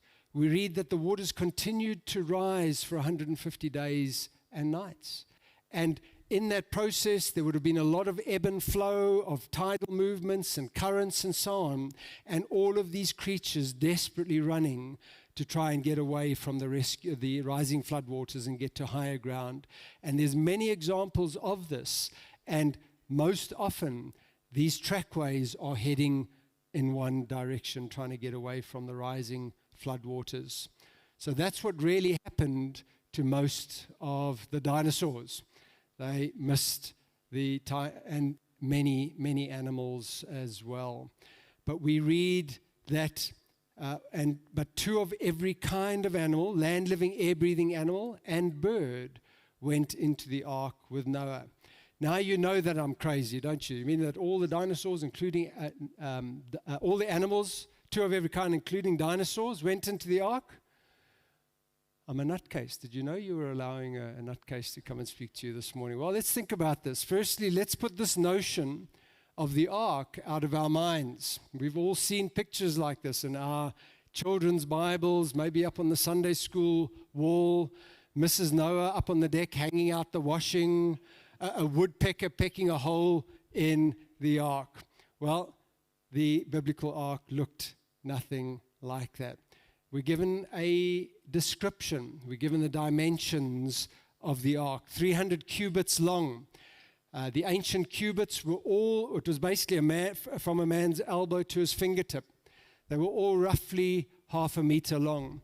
The ark was about 150 meters long, 30 meters wide, 15 meters, 3 stories high. It was a massive, incredibly stable floating barge with more than enough space for the animals and food and water. So, but how did all the hundreds of thousands of species fit on there? Now remember, we're talking only land-living, air-breathing animals and birds. We're actually probably looking at, and not at species. Well, let's look at species. Another example, same species, put your hands up. Different species, put your hands up. Sitting on the fence, put your hands up. Most of you, okay, all right. Again, Canis lupus familiaris, domestic dogs, a little chihuahua. Chihuahuas are dogs, aren't they? Okay. And your beautiful Great Dane there. So all going back to common ancestors. And through selective breeding, as opposed to natural selection, through selective breeding, all of these different characteristics have been bred for. But dogs remain dogs. There's no net increase in new information. That's why you cannot go from a Chihuahua and get back to a Great Dane. It's been selected over many, many generations for smallness, and the genetic information for size has been lost. So natural selection or artificial selection involves a net loss of information. It doesn't do what evolutionists require it to do. This is from National Geographic a few years ago, acknowledging the same thing, from wolf to woof, that all your wild and domestic dog species go back to a common ancestor. Well, what about all the species of dinosaurs? So, tremendous variation within a kind. That is the point there. Tremendous variety, variation. Even your evolutionists are saying there are too many dinosaur species. Everybody wants to get their name up in lights, and they find different sized dinosaurs at different locations, different ages, and they give them new species designations. Jack Horner, very well-known paleontologist, dinosaur expert, he advised Steven Spielberg with the making of Jurassic Park. He said there's too many species out there. So just for an example, Ceratopsia under the order, so it's species, genus, family, order. Under the order of Ceratopsia, there are all of these species in this classification system, all very, very similar, indicating that all of those species go back not to the genus level or the family level, but to the order level. And we're probably all from the original created Ceratopsia kind of the Bible. And so there were probably only between 30 and 50 dinosaur kinds that had to be represented on the ark. Many dinosaurs, in fact, most dinosaurs were quite small, about the size of a chicken. I've got it on good authority that when Noah and his family were building the ark, they used to order in Kentucky Fried Dinosaur. Your average size dinosaur was more like the size of an eland, a buffalo, but of course you got the ginormous dinosaurs as well. How on earth did Noah get them onto the ark, Brachiosaurus and what have you? Well, remember, Noah didn't have to go round up these creatures. God brought them to him. They brought them to the ark. But still, how did he get them onto the ark? Let's think about this. What type of creatures are dinosaurs? Reptiles. How are reptiles born? Hatched from eggs.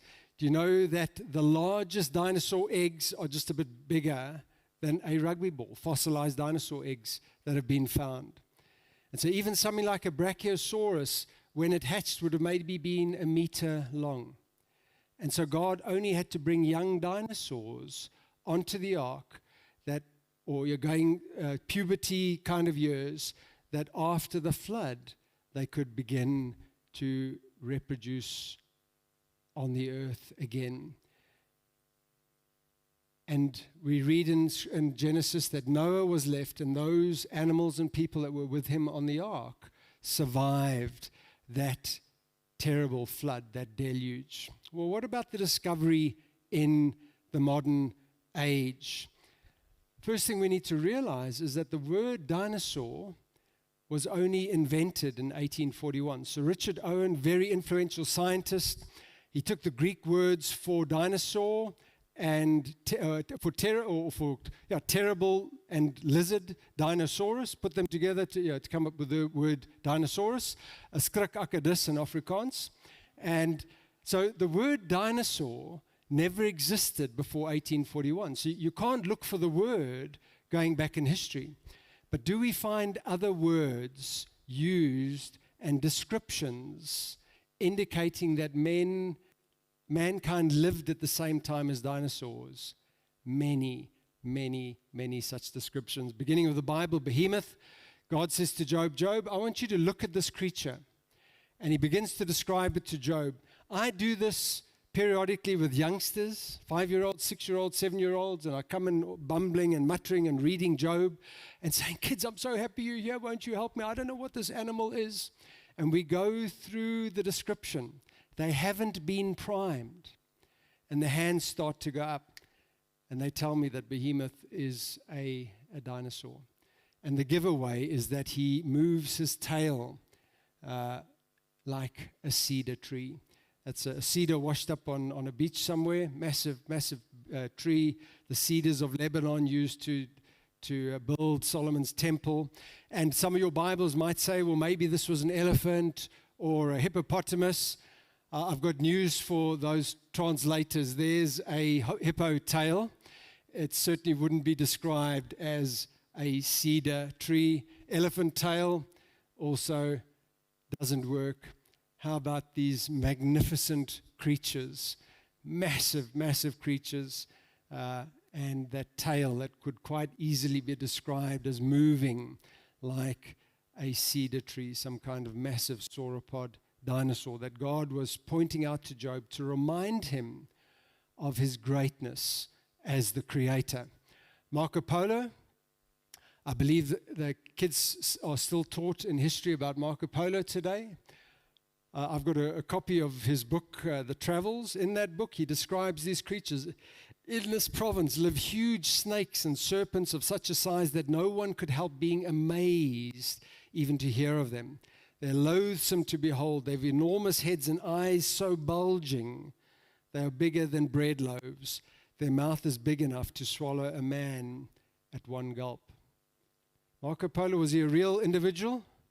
Absolutely, went to real places and had these descriptions of these creatures. Depicted in artworks, Angkor Wat in Cambodia, various creatures depicted on the outside of this temple built in the 1200s, 800 years ago. Some kind of deer, this creature, an antelope at the bottom there. What does that look like? Let's zoom in a little bit. What does it look like?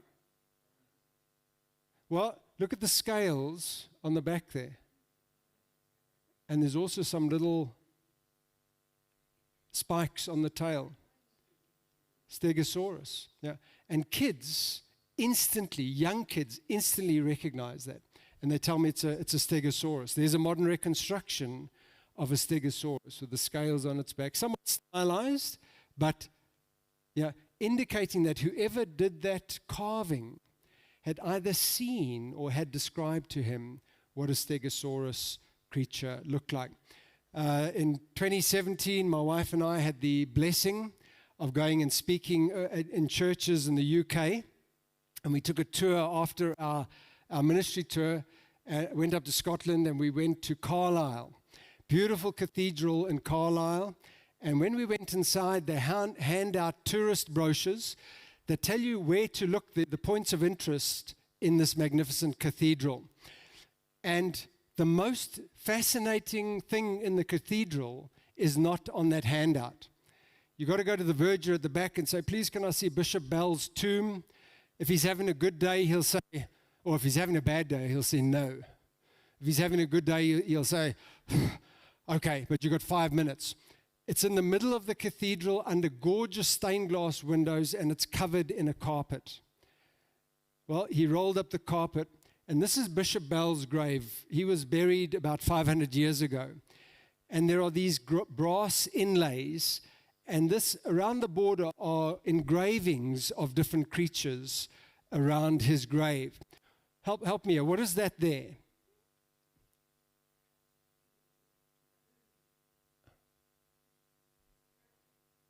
I think I'm hearing bat. Okay. What's that there? Fish, easy one. That one there. Dog, even got a collar around its neck. That there. Some kind of bird. That one there. Okay. So we don't even hesitate. We instantly recognize it. Now this is 414 in the 1400s that somebody did those engravings. This is before the industrial age, when men began to dig up all of these dinosaur fossils and other fossils. You can see which way they're facing from the direction of the legs. Again, the spikes on the tails, and they've got their necks interlinked like we see giraffes do today. Something like some kind of sauropod dinosaur, something like a Shunosaurus. And there's a modern depiction of a Shunosaurus. Long legs, long neck, long tail, and the spikes on the end of the tail. I need to keep moving. What about their diet? Are you meaning that these terrifying creatures, these carnivorous creatures like Tyrannosaurus rex, that God created them on day 6? Well, we've already said God gave the animals a herbivorous diet. In Genesis chapter 1, he gave animals a herbivorous diet. Well, where did these carnivorous creatures come from then? These fearsome carnivores that ate other dinosaurs and mammals and what have you. Well, let's think about carnivory for a moment. This creature here, carnivore, put up your hand if you think it's a carnivore. Put up your hand if you think it's a herbivore. Okay, all right. Herbivore. It's a fruit bat. Okay. Now we instantly say carnivore. Why? Because we see these sharp, jagged teeth, and we've been kind of programmed to believe that that means carnivory. Well, it eats fruit, doesn't eat meat at all. Let's look at these creatures. Carnivore. Herbivore? Yeah, you're wise to me now. Actually, you would be right for both examples. That's a polar bear, that's a panda bear. Very similar dentition, 2 of the 8 species of bear that exist in the world today. The one eats seals, the other one eats bamboo. Same tooth design, is able to manage both as a herbivore and as a carnivore. You see, carnivory is part of the result of the curse because of Adam's sin. Research showing that crocodiles consume deliberately and in large quantities fruit, plants, based on, and that's out of a secular magazine, Science Daily. Carnivory is a result of sin. And those teeth are just as useful for eating pumpkins and cantaloupes as they are for eating meat. Those that cook here, what do you use in the kitchen to cut a pumpkin? A knife. What kind of knife? Sharp, serrated knife. Well, they're just as good for eating pumpkins as meat. Their decline. What happened to the dinosaurs? Well, the asteroid impact theory, we've been told, new research is saying maybe it was not dramatic like this. Secular scientists are saying dinosaurs went extinct over millions of years. They didn't suddenly go extinct, but the main theory is still asteroid impact theory. Well, the question is, why did all the other animals, the other reptiles and what are known as living dinosaurs and so on, why did they survive if that event wiped out all the dinosaurs? Constipation theory, the idea that, now don't laugh, this is serious science, okay? that dinosaurs weren't getting enough roughage in their diet, enough fiber in their diet. So young people, if you don't want to go the way of the dinosaurs, eat your vegetables. The junkie theory, that dinosaurs became addicted to narcotic plants. This is another theory that is out there. So young people, if you don't want to go the way of the dinosaurs, stay off that stuff as well. So we don't have all the answers. Climate change, in fact, that's what scientists are now saying. More and more. Climate change, ice age, loss of habitat, loss of areas where they can feed led to the decline of the dinosaurs. Lots of evidence as well that possibly humans played a role in that process. St. George the Dragon Slayer during the Crusades, famous in English or British mythology, English mythology. Yeah, but based on what? Said to have slain this fearsome creature that was terrorizing a local community. Beowulf in Northern Europe, the same thing. Let's just finish up with, how can we use this information? Well, we can equip ourselves to answer questions that we may have unresolved using our website, our info bites, our creation magazine. As a family, we've been getting this for about 21 years for our family. My kids did the teenage thing. They rebelled and went off and did their own thing. But I can tell you both of our kids today, our son and our daughter, are walking with the Lord. They know the truth of creation. And yeah, obviously it's the work of God in their lives and God's Holy Spirit working in their lives, but I firmly believe that that foundation made a real difference in their lives. Wonderful articles, easy to understand family articles, a kiddies section in the middle of every edition. So 4 editions every year, full color, no advertising, and we get these kind of testimonies from people of how God has used it in their lives. If you'd like to subscribe, we're going to take a moment just now to pass around the sign-up sheets. A 1-year subscription, which is 240 Rand. I'll give you a free back issue to take with you if you subscribe today. A 3-year subscription, you'll get a free back issue, a free double DVD, Creation, Not Confusion. There's 2 DVDs in there.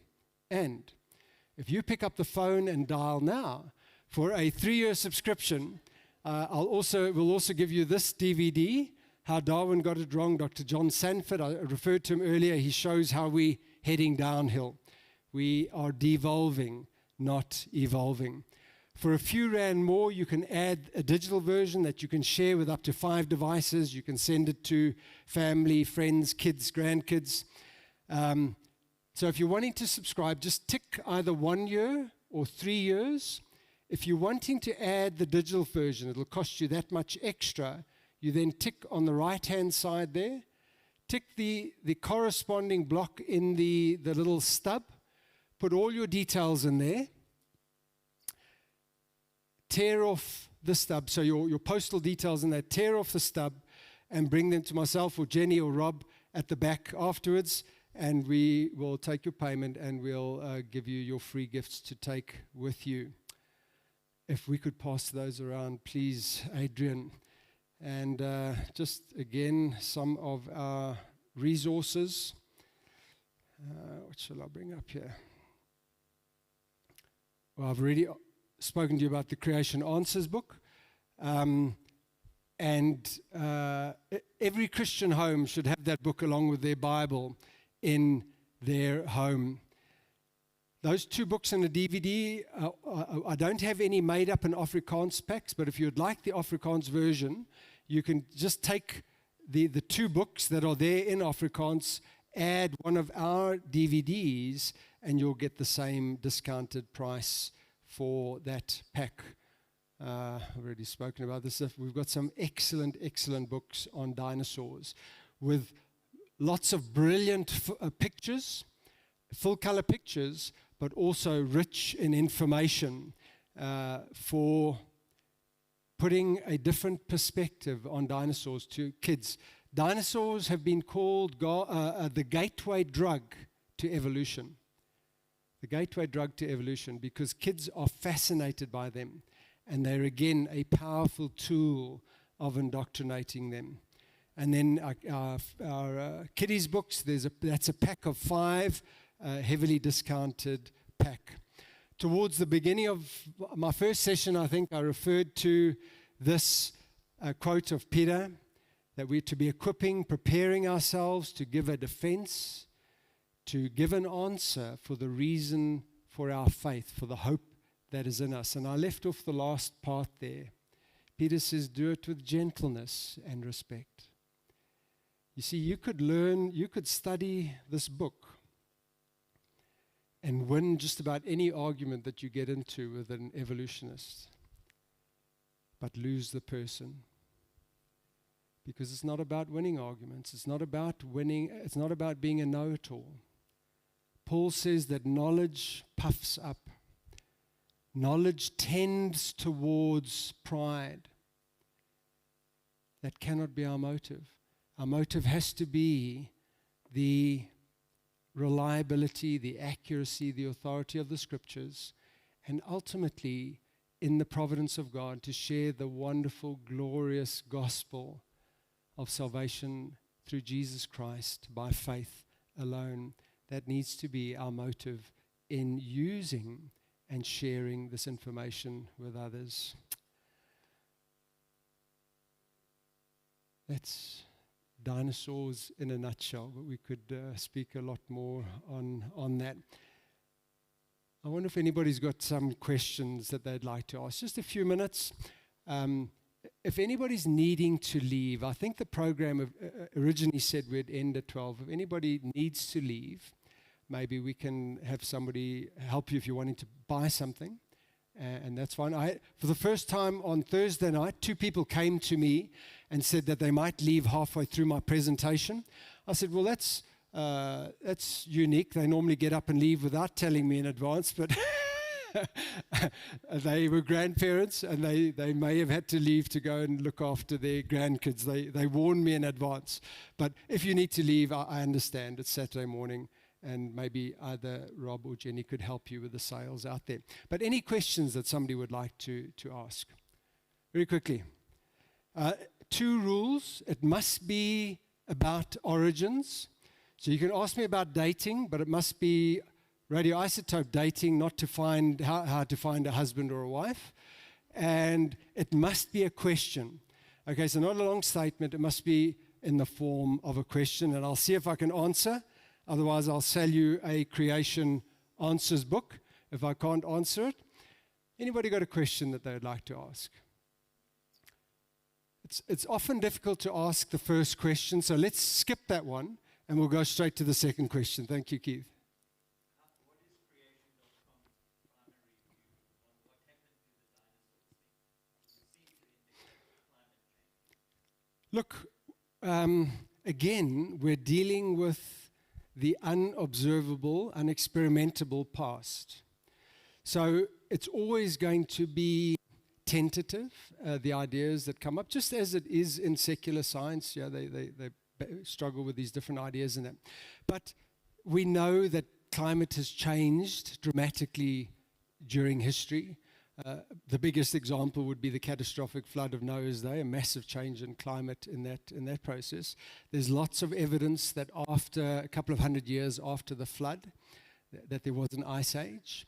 Dinosaurs, evolutionists believe that there were ice ages, anything from about 8 to dozens of separate ice ages, we believe. And by the way, the flood model gives a wonderful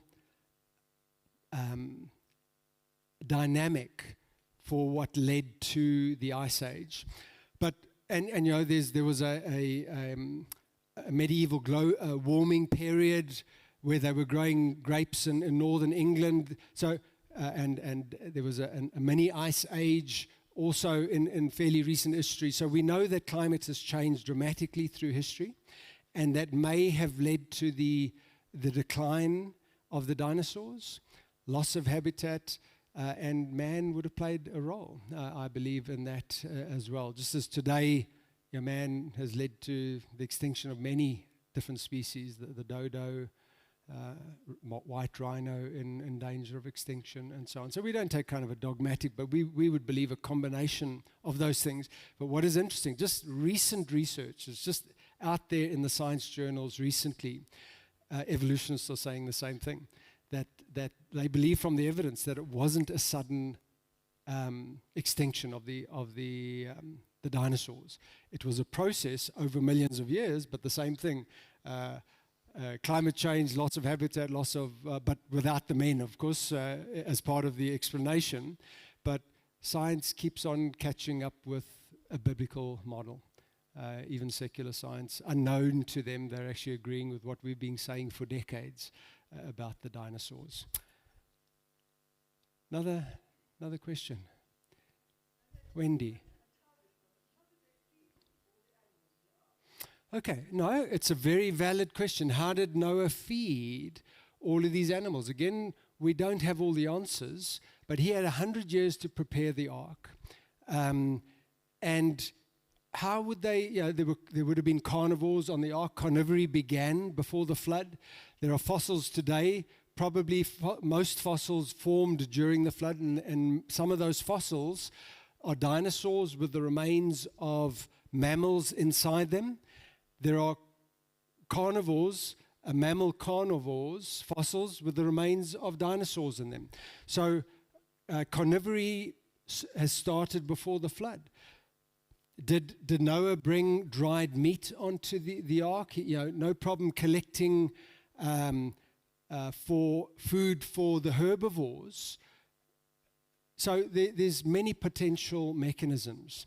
The other thing is hibernation. We know that when creatures go into a sudden, shocking change of habitat, they go, and especially climate and so on, they go into, their metabolism slows down unbelievably. Heart rate down to 1 beat per minute. So their need for food can also be dramatically reduced, and it wouldn't need the amount of food that is normally required for animals to survive. There is a book, I don't have it here, John Woodmarop, Noah's Ark, a feasibility study, and he goes in depth into how many animal kinds would have had to be represented on the ark, what type of foods, the space available, and the conclusion is that in the ark dimensions as given, there was more than enough space, ample space for food, water, and all the animals. And it would have been probably about 8,000 different species. Well, not species, 8,000 different kinds, okay? And the variation in species since the flood is as a result of those natural selection processes leading to speciation. But dogs remain dogs, cats remain cats, parrots remain parrots, crows remain eagles remain eagles. They're not becoming something else through natural selection. Okay, a little bit of an answer there, but you'll find lots on our website as well. Please excuse my simplicity. If I have a chihuahua, Yeah. it's going to go into a Great Dane, is that evolution? Well, firstly, it can't happen because Chihuahuas, so selective breeders of domestic animals, have taken an original wild dog kind or wild dog kinds, and they've selectively bred them either for size to get a large dog or a tiny dog, or a very furry dog, or dogs that are aggressive, or dogs that are more domesticated. So they've selectively bred for that. And a Chihuahua has been bred from that process. But you cannot reverse the process. There's a loss of information. So you can't start breeding with 2 Chihuahuas and go back to large dogs. They've lost the genetic information for size. So that's natural selection. It causes or leads to specialization, to certain features, but in that process of change, there's a net loss of genetic information, genetic variety. You can't breed back in the other direction. Just again, very recently, last couple of days, some scientists experimented with Drosophila, a species of fly, forest flies, and they believe that if evolution is true, forest flies have evolved from over thousands of years, and they've adapted in order to be able to survive in a very wet, humid forest environment. They should be able to take those flies and breed back to a normal fly that can survive in a normal environment or in a dry environment. And so they would breed, and they would take the offspring that they believed was able to survive in a more normal environment. Those that, as they introduce, the idea was to introduce dryness to those flies and see which ones survived in order to then select again and get them back to a normal environment. Hundreds of generations, they couldn't do it. They couldn't do it. The flies could not be brought back to that original state where they could survive in a more normal environment. They were so specialized and able to survive in a very unique environment, and the genetic information to enable them to survive, to enable them to retain moisture, has been lost in that process of natural selection. That's what we've been saying for decades. Scientists are now seeing that it's not, evolution isn't this process of onwards and upwards and better. There's loss of information involved in that. Wendy, that's all right.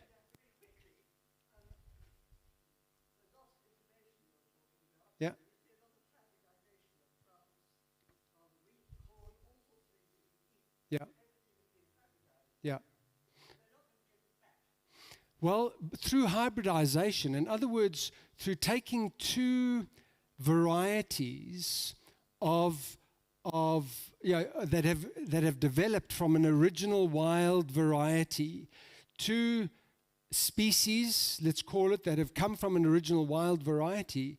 In combining those two again, in hybridizing those two, you're actually again getting an increase in information closer to the original species. So for example, you could take a mongrel today and you could selectively breed with mongrels, and you could actually create two, because again, they have a mixture.